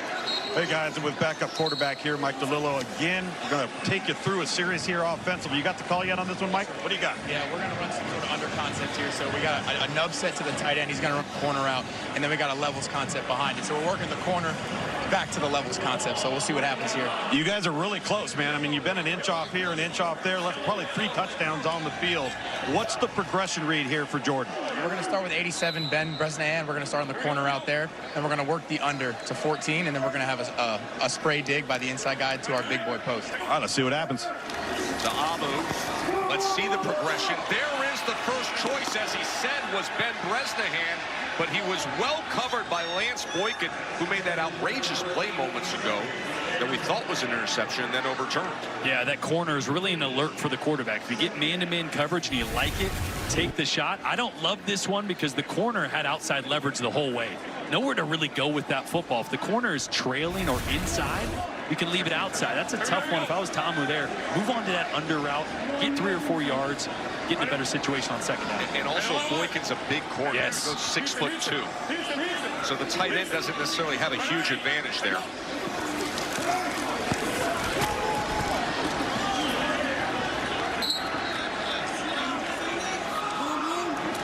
Little underneath throw right there to the wide side of the field here. Let's hear what Fred Kais has to say. Mike, you got the call yet? 11 personnel. Bunch. No, let's go. Texas right bunch. Texas right bunch. Ram, go switch. Ram, go switch. Play that we had last get a tee out. Get a tee out. So we're going to have a tight one set. We're hopefully get him in that cover 2 look. Try to get that seam. Exactly. We're going to have that. We're going to burst our guy out in motion. So we're going to switch vertical concept. Put the conflict. Watch the switch vertical right here. We're down to 10. To Amu. Incomplete. It was thrown a little high for Cornell Powell. That great coverage this time. Jaron Horton, the defense coordinator for Memphis, last time said, I wanted my safety to carry that vertical. This time he carried it, and Tamu was forced to throw that one high to the outside on the second or third read. It's great that Mike DeLillo gives us that access with Ludes. You hear the offensive coordinator, then you hear the backup quarterback dissect it for Ludes, and then you see it come to reality out on the field.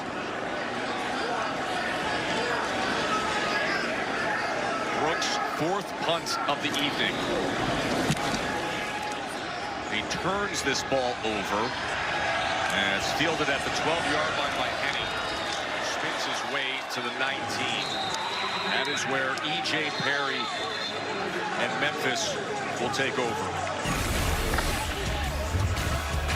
Well, here's what happened last night as Birmingham, the defending champs, bounced back with a win at Michigan.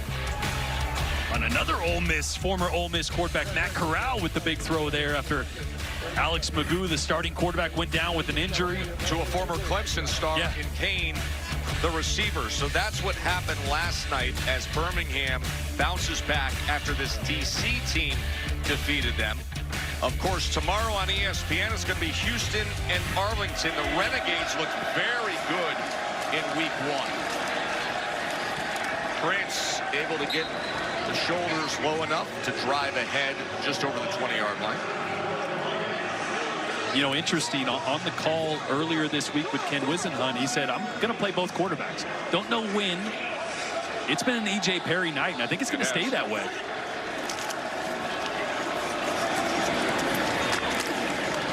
Good seam that time by Prince. Flag is down. Dresser. So, looks like it's going to be a penalty here, but we're going to be going with you on this, on some of the play calling, what we're expecting. So what are you expecting on this next play? We'll see what we get from coach, but go tempo run there. We backed up a little bit here, so some sort of backed up pass and try to beat the pressure. If they play a little tempo too, which they do, then trying to find a hole somewhere. So see what EJ does here. 47. So we got wristband 47, it sounds like. What play call is that? Flex left strong. F short, key left, F ocean wide turn. So what happened? Hopefully we get a little bit of cover 3 here or some type of zone. We got 2 curls on each side, and then we got by the F, we got a dip route to sit over the middle, kind of like an OTB. So see what we get here. OTB over the ball. Who are you looking at? I'm reading off the middle. They brought pressure, which I replaced it to the middle. Perry had to try to check down to Bodie, and that was broken up. So it's going to be a 3rd and 18. So now we got 3rd and 18. You said that was a good play, but what do you expect now? Or what are you hearing when we get the play call? Let's go ocean turn, 47, 47. Same thing, calling the same play here. So what changes on 3rd and 18 versus 2nd and 18 if you're the QB? For me, I'm thinking just get a completion here, get half of it back, in the ball or in the drive with the ball in our hands, at least punt it away. If you see something pop that's big, then take it, but be smart here, and let's end this drive with the ball in our hands. There's E.J. Perry from his own 1-yard line, just had to go underneath for the shallow crosser to Adams, so they will be punting away with compromised field position as they will try to flip the field. Yeah, just an overload pressure from DC. Good protection up front, but not many play calls for 3rd and forever. DC set back in zone coverage, and E.J. Perry lucky to get a completion and get a punt off here. That's a great stand there by this DC defense. Matt Mangle with his heels just inside his own goal line will be punting away to the very dangerous Jaden Mickens, who was a kickoff returner in the Super Bowl for the Tampa Bay Buccaneers and an exceptional punt returner for Jacksonville in the NFL, as well as Mangle. It came off the side of his foot.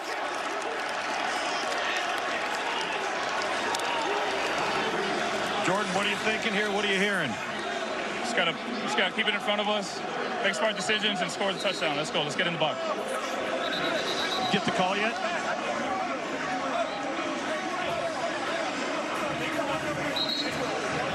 Yeah, get in that huddle, Luke. Run out. Oh, he's going out there with it, too.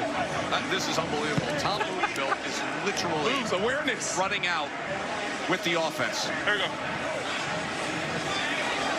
Reno. Running Reno. Great field position for DC to start things off. Abram Smith. And that's a good, hard run by Smith for 9 well-earned yards. Just a question out of curiosity. What if Luke's had just stayed out there behind the play there by the refs?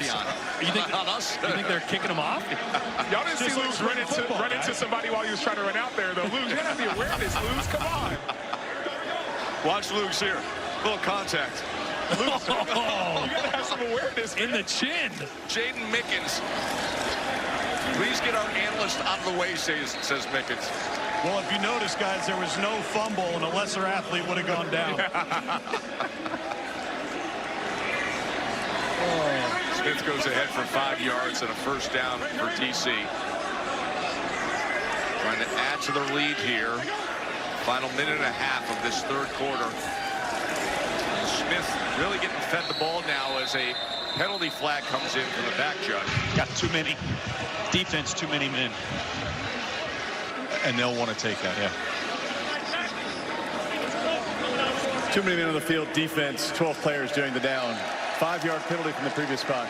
First down. The Zier player was struggling to get off the field in time. They got in a situation where they were subbing, but DC didn't, so DC didn't have to wait. They were already on the ball. Jaron Horton's right next to us, the defense coordinator from Memphis. He was yelling about that earlier. We can't be subbing when they don't sub. That's the tempo that they play with. Hey, Wendy's, they're going to try to get him to jump off sides here. Hard count. Jackson on 1st and 5 as they are able to undercut him that time. That was Eli Walker coming in again. Eli Walker has been flying around all over the line of scrimmage. Watch him come out of the hole right here. I mean, he's coming from 15 yards deep. Great tackle. Good look at the chest cam view. As you see, Jalen Allen, but Eli Walker, who made that play, was slow to get up as the medical staff walks him on. This is a great view of the chest cam from Jalen Allen. And that thing is actually integrated into the pass. Yes. I mean, it is sewn through the jersey. It's like Iron Man. Tony Stark out there running around at linebacker. That's a really cool piece of technology. It literally is AI powered as a wearable camera So it's the body cam technology that allows you to have one of the greatest viewing experiences you can see. There it is, right in the center of the pads of Jalen Allen. Outstanding linebacker for the Showboats.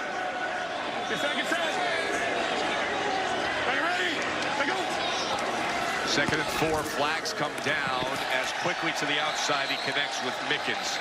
Luke's connected with him to start the drive, and now Tom who connects with him for real. It's a legal formation, 12 covered up the tight end. When the tight end was covered? Okay. And that is, okay, second down, 5 yards. Illegal formation, offense. The tight end was covered up prior to the snap. 5-yard penalty from the previous spot. Repeat second down. That was Monique Washington, the line judge, who you heard explaining the call that she made to Jason Autry, the referee.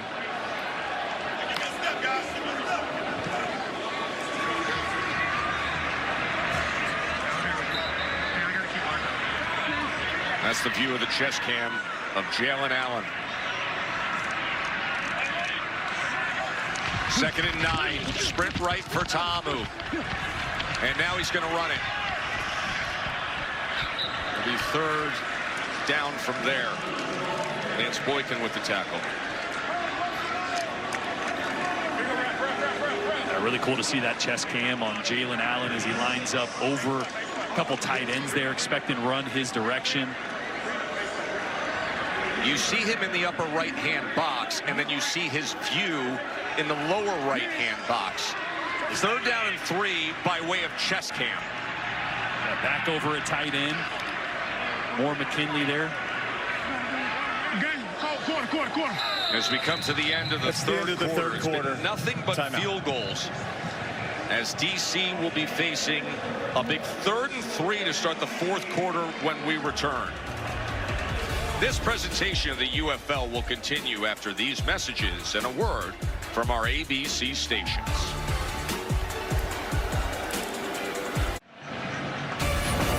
Well, this is how we're starting the 4th quarter here in DC, with the beer snake making a huge surge. Moments ago, the guys they call the DC conductors just added to it. They go up and down the stands collecting all the beer cups, and they put them together, and this thing is monstrous at this point as we start the 4th quarter.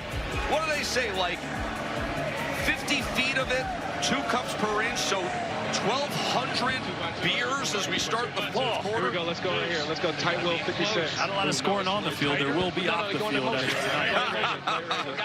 3rd down and 3 for the home team to start the 4th quarter. DC up a field goal. Let's see what they come up with. Hey, let her reverse 12. Let her reverse 12. Reverse. So bubble coming this way. It's going to him. 3rd and 3. Tom back to pass, has time, trying to extend the play. Wolfs it to the end zone.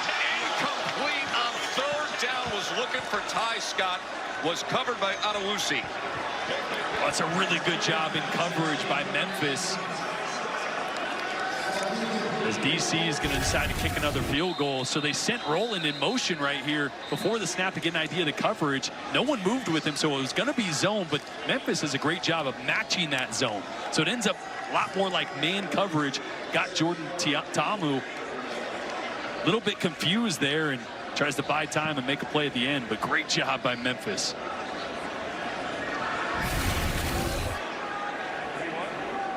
It's Ty Scott a little banged up on that play, trying to reach for that ball. Ty Scott was the intended receiver. There's also a defensive back for Memphis who is still down on the field.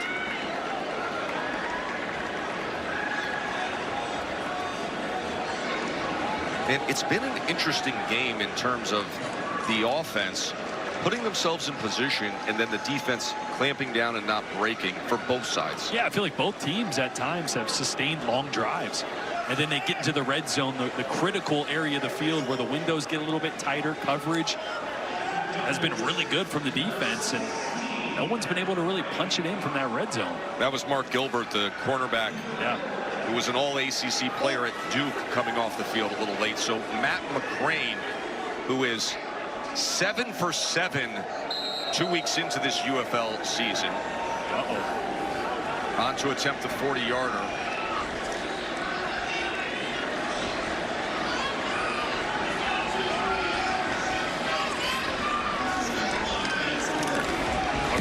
From 40 yards out, and that is no good. His first miss of the year. Don't look at me that way. Do not look at me that way. You did say he was 7 for 7, so you pretty much a really nice start to the year. Set him up for that one. This one just pulls it a little bit. Good hold, just got a little on top of the ball.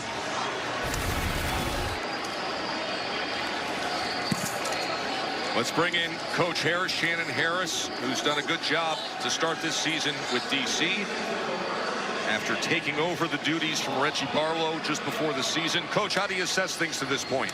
Yeah, I tell you, man, our defense plans a really good, solid football game for us. Offensively, we got to make sure we put the ball in the end zone and get touchdowns, not settle for field goals. But, you know, I mean, I like at times we got good tempo going, but, you know, we're not sustaining those drives. So it's someone messing something up, and, you know, on offense, it takes all 11 to do it right. So we can't have one guy do it wrong and then it screws up everything. We get some good drives and then pre-snap penalties, so we got to stop that. Coach, next time you're in the red zone, what do you need to see more of? Yeah, we got to be able to run the ball down there better too. We got to be able to run the ball down there better. So if we can sustain our run down there and you know, not shoot ourselves in the foot with penalties, we'll be fine. E.J. Perry coming up with a big downfield strike to Jonathan Adams. Coach, thank you for your time.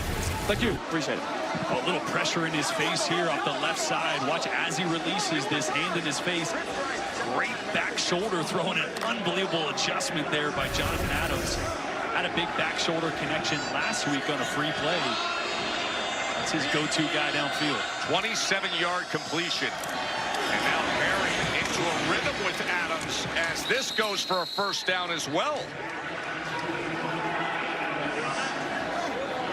Jonathan Adams reaching for his hand at the end of that play. You know, we really haven't seen this Greg Williams defense dial up pressures as much as maybe I thought we would. Right? Protection. I think everybody thought that, right? Protection for Memphis has been pretty good at times. Not a ton of pressure, not a ton of blitzes coming from this DC defense. 12 personnel. See how patient Greg Williams can be. 11-yard reception. You see veteran defensive coordinator Williams on the right. Cabody inside the 20, and all of a sudden, this Memphis offense is in gear. Watch Cabody set up this block right here. He's going to stay inside and then jump right outside that block from Eli Stove.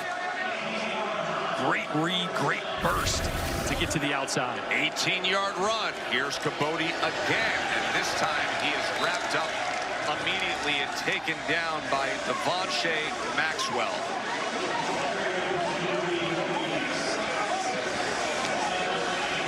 Cabody, a guy they activated just this week, trying to find a little something in the run game.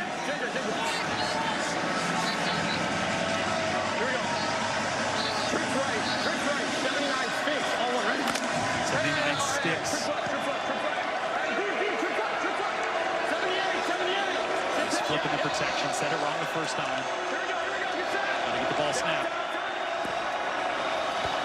Perry, incomplete. He was trying to connect with D. Anderson. He just got a little hurried, right? He called that one wrong, was trying to flip it, looked up at the play clock, only a couple seconds left. Mickey Tiger, last week, this call for them was a screen to the running back, slipping out to the right. Oh, they change it up. Juice X shallow will be the call. The X receiver is going to be D. Anderson down here at the bottom. Right here. Shallow route would be that direction. 3rd and 12. Perry steps up, going to try to run it himself. Perry into the end zone. Touchdown, Showboats.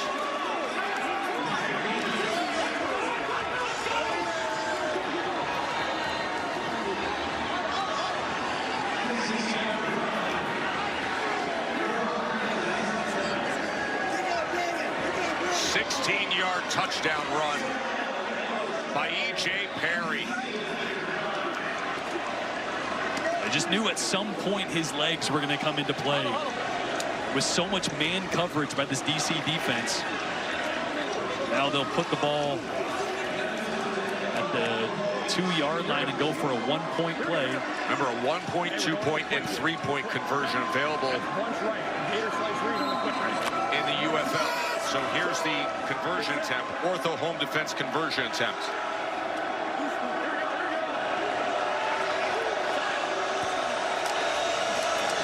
Grant's gobbled up, doesn't go anywhere.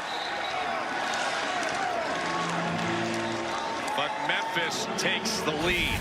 E.J. Perry, we've said it, watch out for his legs. Good athlete. X shallow, right? So these guys clear out of the way, and then E.J. Perry with man coverage clearing the right side completely. He's going to take off and use his legs. Great job. You identify man coverage, step up in the pocket, know you're going to have space, and that athleticism takes over. Go! Come on, hey, we're going for 2. Let's go! The Showboats on top here in the 4th quarter. On the road, E.J. Perry with our first touchdown of the night.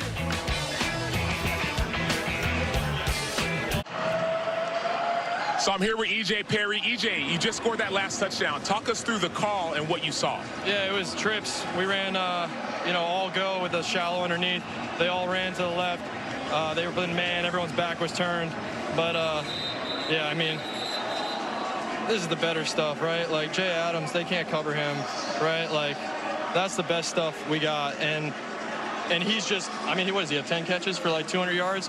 We got to get him 300. I don't know what it is. You guys can look it up, but that's what we need to do. Get Jay Adams the ball. So bring us back real quick before you go to that play. To the 2-man, you said it was 2-man. You said you knew it was man. You were watching this as you were watching it. What did you see? When did you know you could run it in when you saw that play before? Yeah, the last like, that's Greg Williams, right? He loves to play man. The second I was able to step up, our tackle does a great job of running him by me.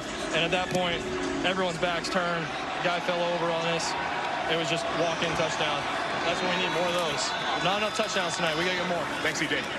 There's Mickens on the return. Just awesome to see E.J. Perry actually give us access to the tablet he's using and watching back his 16-yard touchdown run that has given Memphis the lead. And with that lead change, and with Perry being the first to score, let's bring in our betting analyst, Aaron Dolan. Aaron.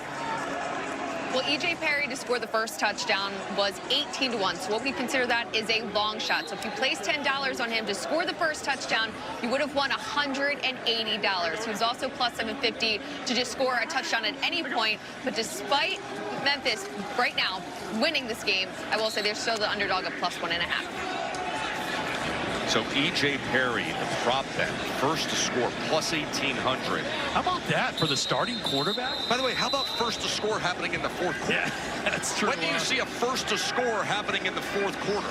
Back to what Sacho was doing there on the sideline. How many times have you been sitting on the couch and the TV shows the quarterback looking on the iPad or looking through something? You're like, I wonder what he's looking at. I wonder what they're talking about. Pretty cool to get a little insight to what EJ's looking through on that touchdown drive. Great job by Sacho down there. What stood out more, Jordan, was the fact that he didn't want to talk about his touchdown. He wanted to talk about his teammates. Let me tell you about Jonathan Adams. I mean, that's a true selfless quarterback there. Abram Smith was helped up, but then he was able to run off the field, starting running back for DC. Of course, had a great career at Baylor, record-setting performance in the Sugar Bowl, had a record-setting performance in spring ball as well. We showed you that earlier. 218 yards a couple of years ago against St. Louis. Abu, good strike. And keeping balance that time is Ty Scott. And he's going to be marked just short of that line. The game's going to be third, probably a long 1.5 or 2. Ty Scott grabbing his helmet right now. Instead of getting upfield, he kind of tried to dance around a little bit. This is our view as where we're located. What is a really magnificent facility here. Audi Field in the Buzzard Point section of Washington, D.C. 3rd and 2. They'll keep it on the ground with Jackson. And it's a first down for the defenders. Great block on the outside. Mason Brooks at right tackle. Haven't mentioned as well, Liam Fornadell just signed this week, offensive guard, all XFL player from 2023. Had an injury at that right guard position, signed him off the street. A great ad for this offensive line. There's Jackson again as he wiggles his way to the 43-yard line on first down.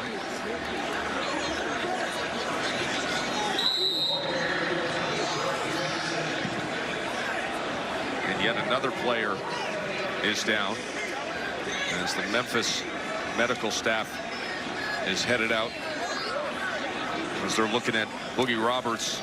Let's take a look at game flow, brought to you by Progressive.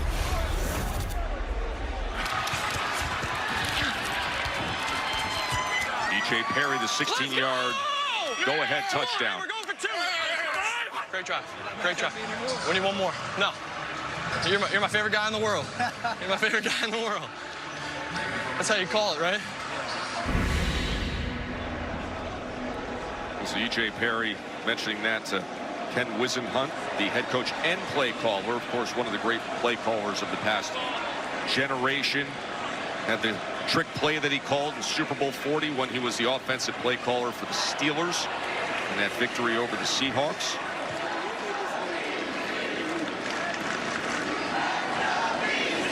He's worked with some pretty good quarterbacks over the years. Yeah. As a head coach at Kurt Warner, the Cardinals got to a Super Bowl. Obviously, Ben Roethlisberger at the Steelers when they won the Super Bowl. Early in his career, second year. Phillip Rivers, late in his career. You know, it's funny. I was talking to Greg Williams on the field before. I said, you know, what do you expect now with Ken taking over or back as the offensive play caller? He goes, well, you know, last time I faced Ken, he was with the Chargers, and it's hard to go back and look at that film because Phillip Rivers would just come in audible at the line of scrimmage every play, so you didn't really know what Ken was calling. I mean, think about the span you just mentioned, the quarterbacks he's worked with. And now, for a guy like E.J. Perry, who he mentioned is a coach's son and a real cerebral quarterback, to be able to have Ken Wisenhunt in his ear at this stage of his development. To Amu, lofts it downfield, and it is complete to Chris Rowland. And Rowland adds to it inside the 15-yard line.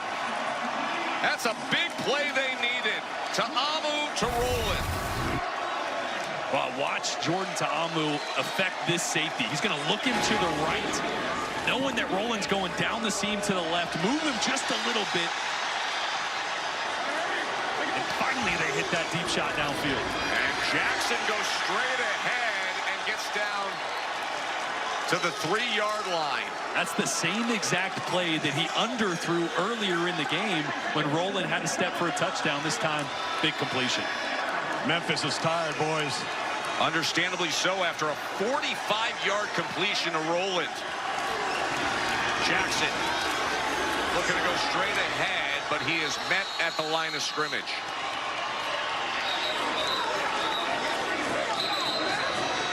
And this is where this DC offensive line has got to be able to lean on this Memphis front. Luke's just said it, a lot of hands on hips for Memphis. You also got guys like Tykeem Doss, number 79 right there, 380 pounds. Yasir Durant, left tackle, 330 pounds.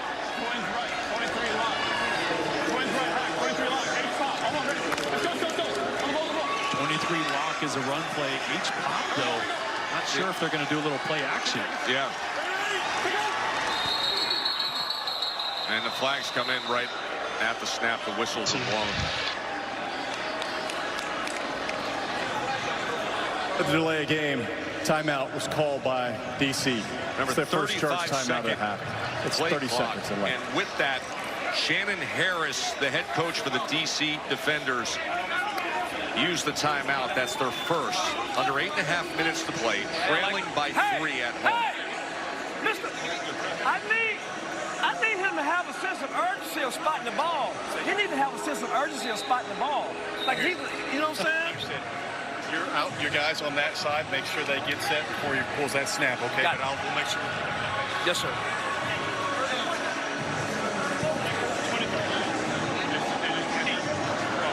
Turn to Amu, who's 11 of 25 tonight for 149 yards. That's right. It's going to go in. He's going to insert the line. Yeah. Hey, it's going to be twins right. Hack. You want to just stay there? Just go ahead and motion over. No, because we want the jack set to my Yeah, when the jack set to the side. Twins right, hack. Here we go. 23 lock, pop. Hey, insert. Hey. So it's the same play call they just had. They're trying to have the tight end insert like a run play, and then he's going to bluff and go towards the goalpost and try to throw it over. Thus the H-pop. Yep. There's your H-pop. So Hack is going to bring the tight end across. Tight end. Oh, not that. Tight end's going to come across here, and he's going to try to get into the end zone after bluffing a block. 3rd and 1. There it is. Just like they said. Ben Bresnahan, touchdown defenders.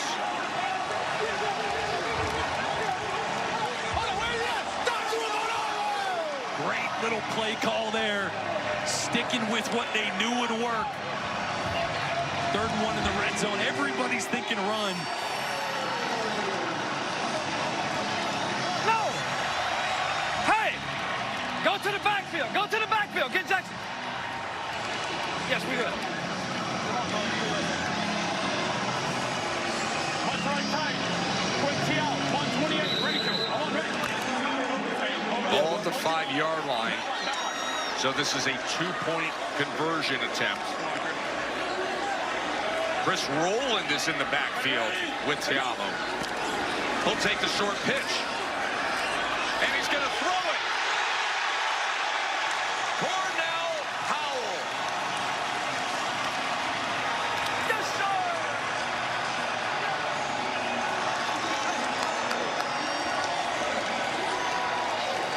And just like that, it's a 5-point lead for DC.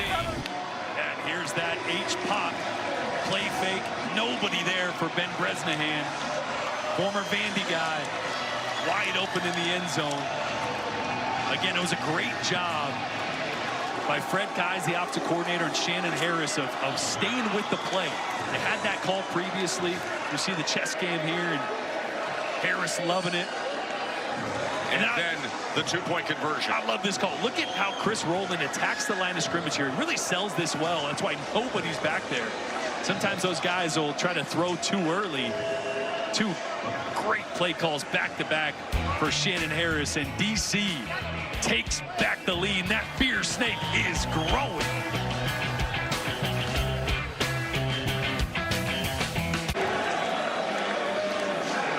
That is the tail of what is now an enormous beer snake here at Audi Field, and they have reason to celebrate. We had no touchdowns for over 48 minutes in this game. Now 2 in the last 3.5 minutes, and most recently, excellent play calling by the home team. Ben Bresnahan with the touchdown that gives DC the lead, and the beer snake grows. They have been chanting, "Feed the snake. Feed the snake," and their offense just came through in what has turned out to be a very entertaining 4th quarter here, week 2 of the UFL.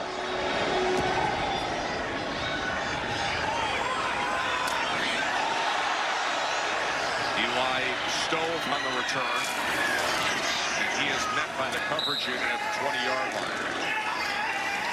All right, EJ just scored a touchdown on that last drive. What are you feeling now?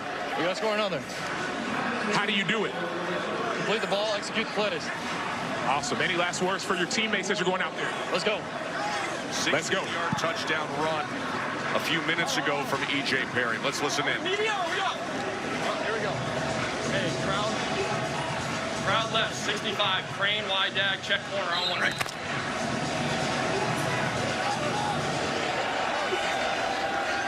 Thought we were in a media timeout. That was real. No, that was real, Sam. E.J. Perry on 1st down as he gets it complete to the 25-yard line to D. Anderson.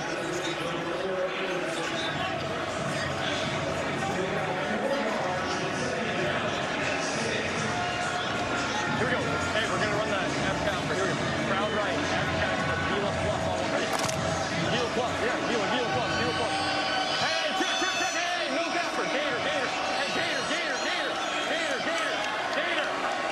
Here we go. Dot. 318. And dot.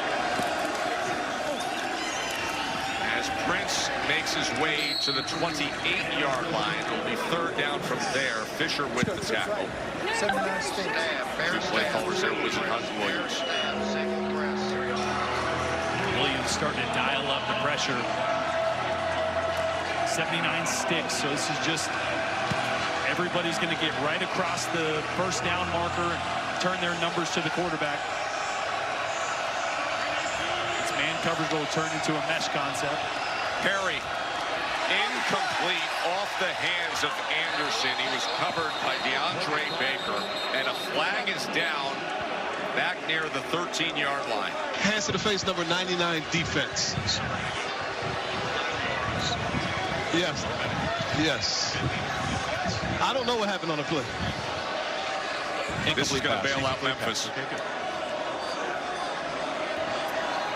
Illegal hands to the face, defense number 99. 5-yard penalty from the previous spot includes an automatic first down. Joe Wallace working on center Alec Lindstrom. Holding! Holding! Holding!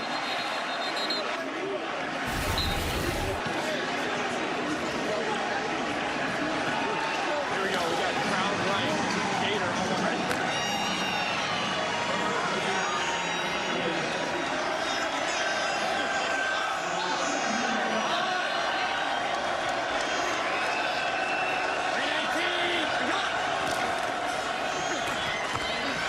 Perry kept it, but the pursuit was there the whole time.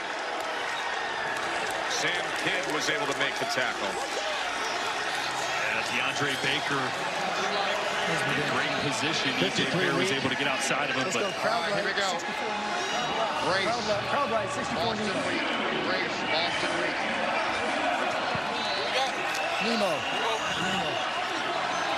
Hey! All right, it's done here. So we have to play this out.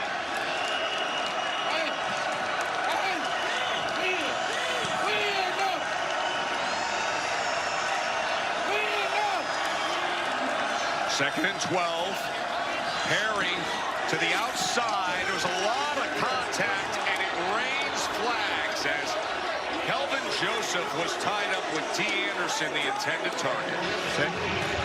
27. 6'5", 27. We are going to go.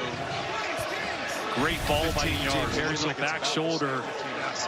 Kelvin Joseph in good position initially, then just grabs Pass on. interference, defense number 27. Turn and play the ball. The penalty is 15 yards from the previous spot and includes an automatic first down.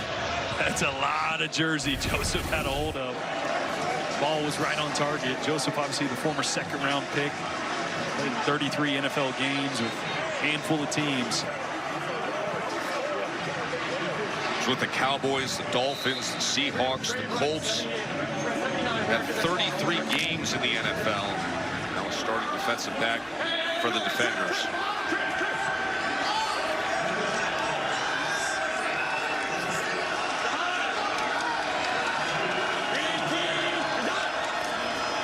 Perry on first down. As that is complete just beyond midfield to D. Anderson. Another big physical catch there.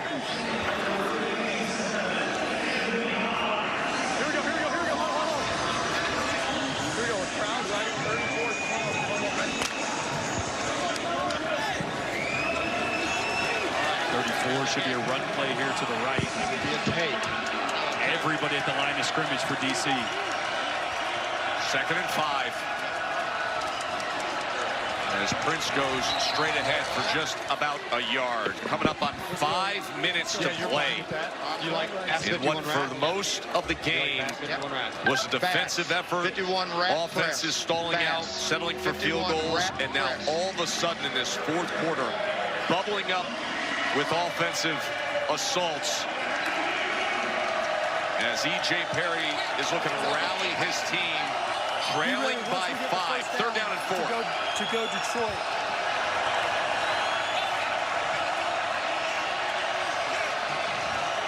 Perry gets rid of it and gets it complete for a first down to Adams. He mentioned Jonathan Adams to Sam Ott, delivers to him. He's going to get pressure, a blitz coming off the left side right here, but that slant, that ball out so quick. A little bit on the back shoulder to Adams, but he makes a great play, and that's that trust. You just know if you put it anywhere in that catch radius, he's going to come down with it. Former Sun Belt Conference Offensive Player of the Year. Now a big part of the offense for the Showboats. Oh, the ball's loose. DC is claiming they have it, but a flag is down, and I don't know if the officials are not blowing this dead. We'll listen in.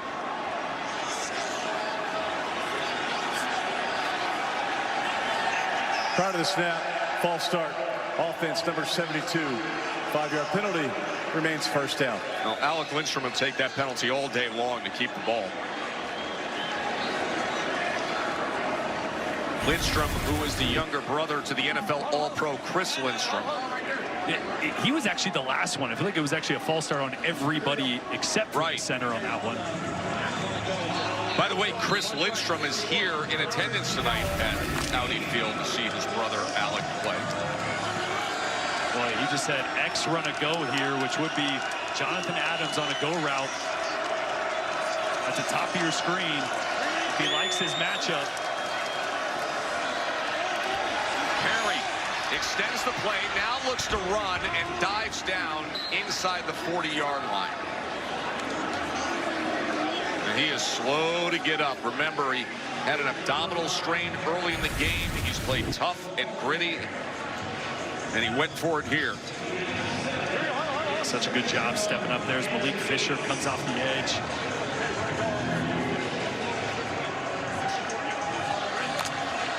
You hear him just every time he comes in the huddle, he's telling Jonathan Adams, just run a go on that side. Right.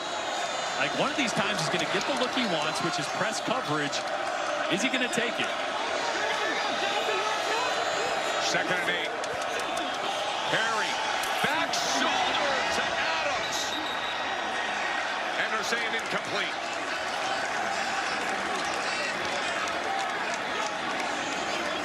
That was the matchup he wanted, press coverage with DeAndre Baker. Really good corner, but this back shoulder has been there all night. Well, that's close. He might have got both feet. I think he got both feet before that hip hit the ground. Watch Jonathan Adams' legs here. Oh. Let's bring in Dean Blandino. We're looking to see if this is a catch. Correct. So I'm on this handheld. I've got control. I've got right foot down inbounds, and now I'm looking at the right knee is going to hit before. Does that left foot touch? Good. Can you take it forward? Watch the left foot prior to the right knee. Yes or no? I'm not getting it. It is really close.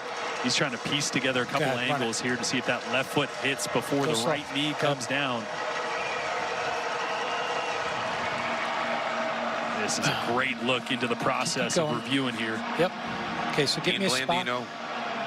Jason, we've got a catch. I'm going to give you a spot here. Whoa. Wow. You heard it from Dean Blandino. I'm going to give you a spot here. Okay. It's going to be the 22-yard line. Amazing effort by Adams. 22-yard line, left hash, first down. First down, left hash, correct. Okay. There was that other angle After that Dean was able to say, yes, left foot prior to right knee out of bounds. 2 minutes and 40 seconds remaining, and the call's reversed, and it's a big completion to Adams and a great throw by Perry. And now Memphis is looking for a little magic here, trailing by 5 on the road. Cavoni. Just 2 yards there. Don't you just love hearing all the audio? I love 3 plays in a row. E.J. Perry came into the huddle and said, hey, run a go on that side.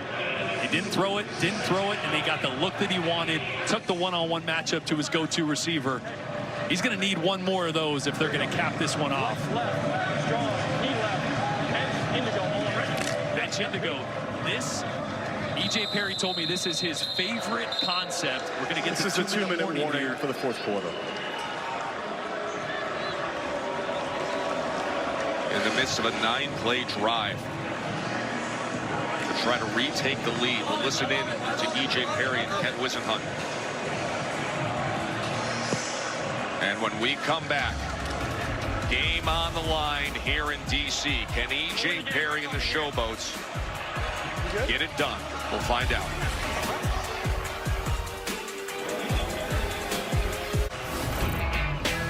This has been a fun fourth quarter. E.J. Perry had the big 16-yard touchdown run to give Memphis the lead. And then Jordan, D.C. came right back. Back and forth like a heavyweight bout to Amu with the pop pass to Bresnahan. And here we are, 5-point game late in the fourth quarter. All field goals for the first 3 quarters, and we have blown it wide open here in the fourth. And E.J. Perry on this drive showed a lot of grit, determination, nearly willing his team in the midst of a 9-play, 59-yard drive. And now coming off the 2-minute warning, facing a 2nd and 8.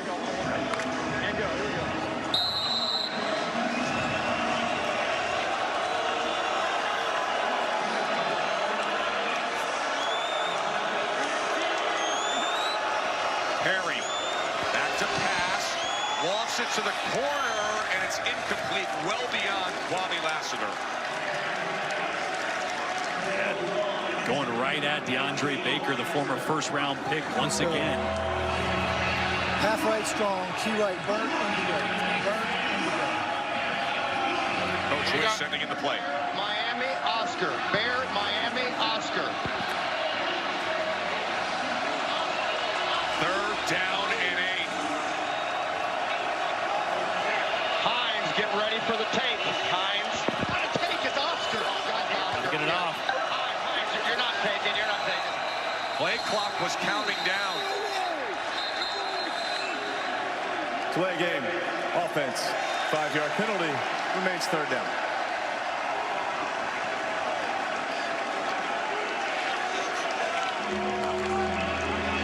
DC was coming with a blitz there. E.J. Perry saw it, was trying to change or slide the protection right before the snap. Just ran out of time. Shannon Harris and this crowd looking to support this defense. 3rd down and 13. It is roaring here at Audi Field in D.C. Remember, you don't need it all here. You can go for it on 4th because you need a touchdown. Perry drives the ball, but it's incomplete. Thrown low and behind Lassiter. It's going to be 4th down.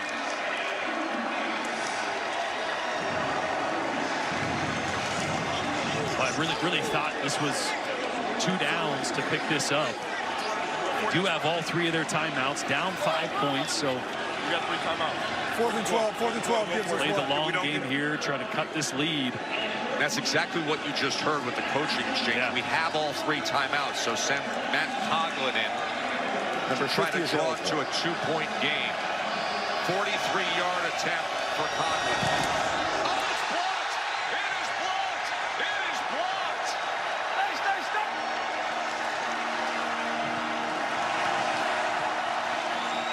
It may have been Maxwell in the middle. It was DeMarche Maxwell. The big defensive tackle getting in the path of that field goal attempt. He's going to come right up the middle, number 95, right through. It was a 3-time FCS All-American at Chattanooga, one of the small school guys trying to get his shot in the NFL, making a massive play here. A reaction from Shannon Harris. Yeah, okay. And be aware the of timeouts head over there. coach who became the guy in this position just before the season started. And now he has his team in position to get to 2-0 possibly.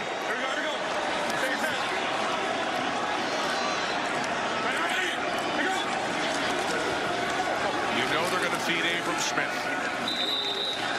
Number 3 timeouts for Memphis. Use the first one here. Memphis has called their first charge timeout. That means it's now or never. We're going to stop the run here. Keep using timeouts.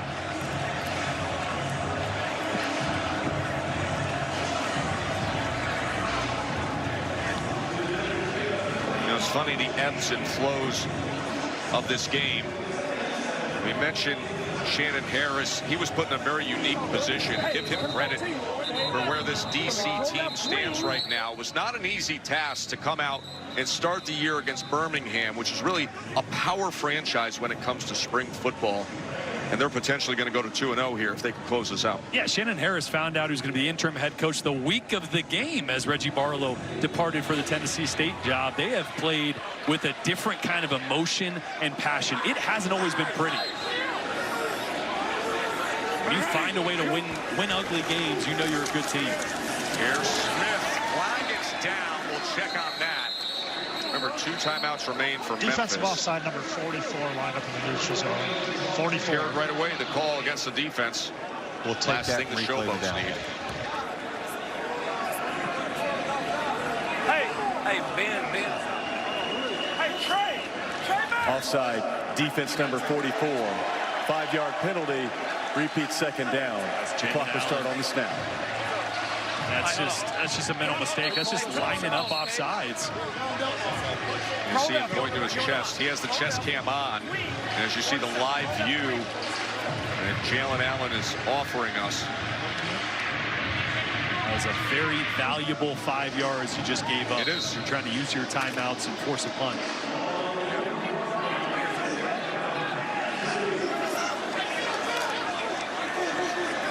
Talented Abram Smith is the running back who's built for spots like this. As you see, they have the weaponry to put the 4-minute offense to use and to bring this thing in for a high-quality win. This was a very different Memphis team than the one that we saw a week ago. They really found themselves late, but right from the start tonight, Memphis was focused and competitive, and DC had a battle throughout. Yeah, Memphis, the offense with Ken Wisenhunt is just night and day difference. You can tell what a different player, more confident player E.J. Perry is. Over 300 yards tonight, outgained DC by 50 yards so far. But again, good teams find ways to win when they're not giving their best. This wasn't DC's best performance, but last week wasn't either. That's right. The Stallions. I will say this, though. When they needed it, I absolutely loved the play calling. The play call that we saw down inside the 5-yard line, the conversion play as well, and then they come up with the special teams play. And now Abram Smith brings the ball out to midfield. Timeout remaining.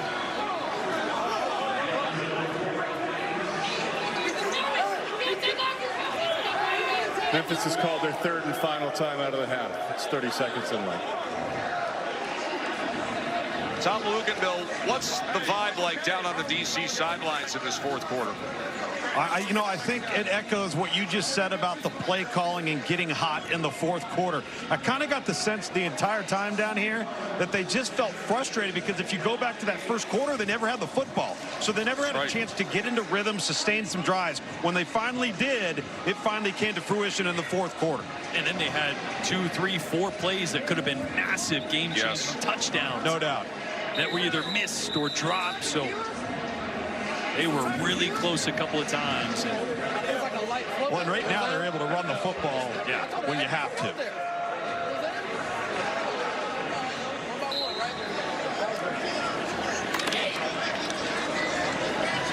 To your point, Luke, the first 2 DC drives were 8 plays, 21 yards. Abram Smith wrapped up right at midfield. Remember, no timeouts remaining for Memphis. Yeah, there's a slim chance you can get the ball back with just a handful of seconds left, maybe.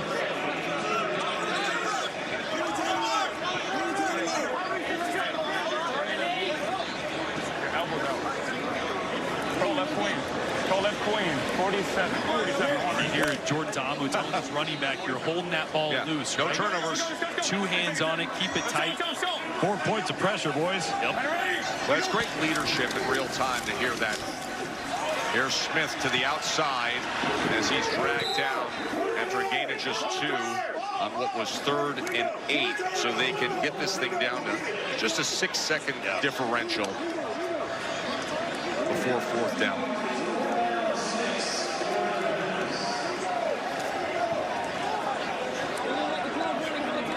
What a fun fourth quarter this turned out to be. E.J. Perry put his team in position, blocked field goal.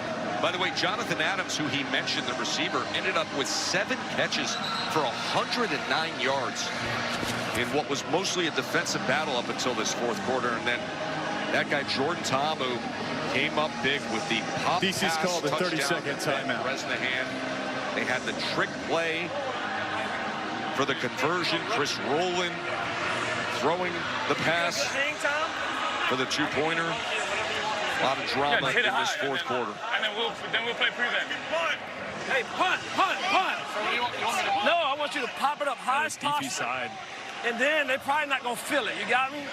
So just pump it high. Yeah, hit it high as possible. On offense here and snap this ball, run around, and throw it up we're just going to punt it, and the clock can run out. They were discussing doing that. Now it looks like Shannon Harris is telling his punter to kick it really high. They won't field it. See if you can milk that 6 seconds. Yo, rugby style and hang time, okay? And go do it on offense, too. A quick punt. Yo, hey. You heard the instructions to Paxton Brooks. Just sky punt it. He's going to go out and listen to one more conversation with him.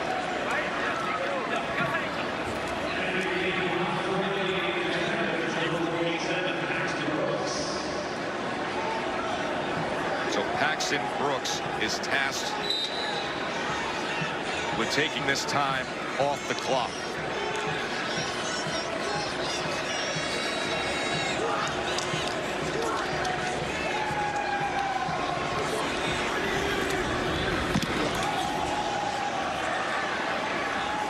Flag is down as he struck the ball and it went out of bounds with 1 second remaining. And right there's good. Goes to the 25. Yeah, we're going to the 25. Didn't know where was that. Yeah, we can go legal formation or we can go downfield on the kick. So what's our poison? It's your foul. Illegal, let's just go illegal formation, not 5. Kicking team? Yeah, kicking team. Okay.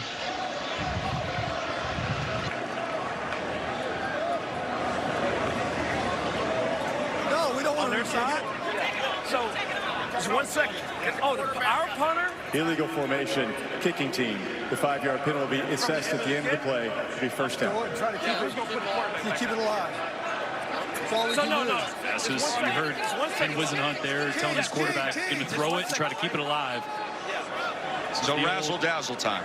It's the old hot potato play, right? Everybody toss it around. Guys got to try to stay behind the ball to keep it alive.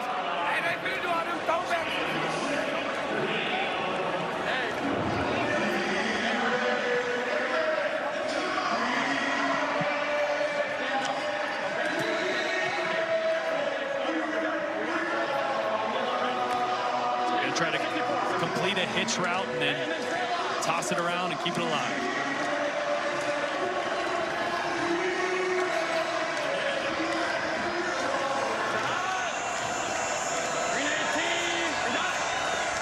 Well, Perry's going to get it out, and then it's going to be tossed around.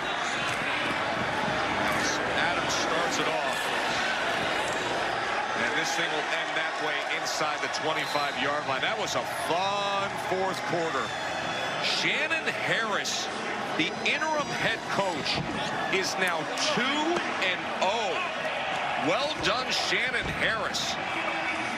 And Wisenhunt made his return to action. The beer snake was well supported by the home crowd.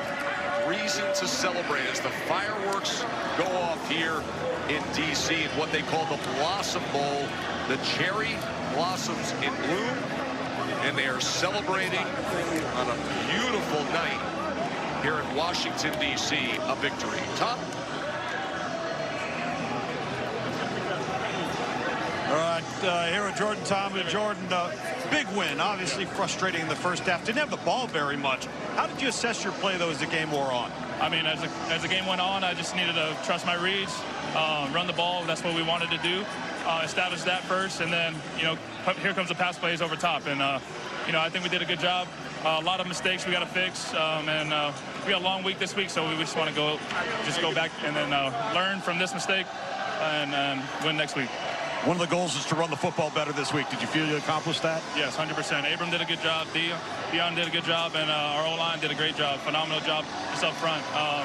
We only had 1 sack today, so they did a good job protecting as well. We got a hard, fought team here, so I'm excited to see what this, as we keep getting better each and every week. Thanks, Jordan. Congratulations. Thank you so much. Let's bring in Aaron Dolan, our betting analyst. Aaron? Well, DC wins, but Memphis does get the cover, and we talked about it the entire game, that total. In the fourth quarter, we got a little bit nervous there. It shot up to 35.5, thinking maybe we'll actually see this go over. But we, once again, saw an under. So 5-1 to the under so far in UFL. And, of course, at the beginning of this, I had talked about Smith scoring a touchdown being the most bet-on prop at ESPN Bet. That, unfortunately, did not happen for bettors, but I will say he did hit over his rushing yards prop of 41.5. Thank you, Aaron. Good night on the betting side. Jordan, what's your read on this DC team all of a sudden at 2-0? I think they're legit. I really do. We know and have seen all the NFL talent they have on the defensive side of the ball, and we just started to see a little more consistency through the air and on the ground in the second half. That's more the DC we expected to see on offense. They're going to be a real contender here in the UFL.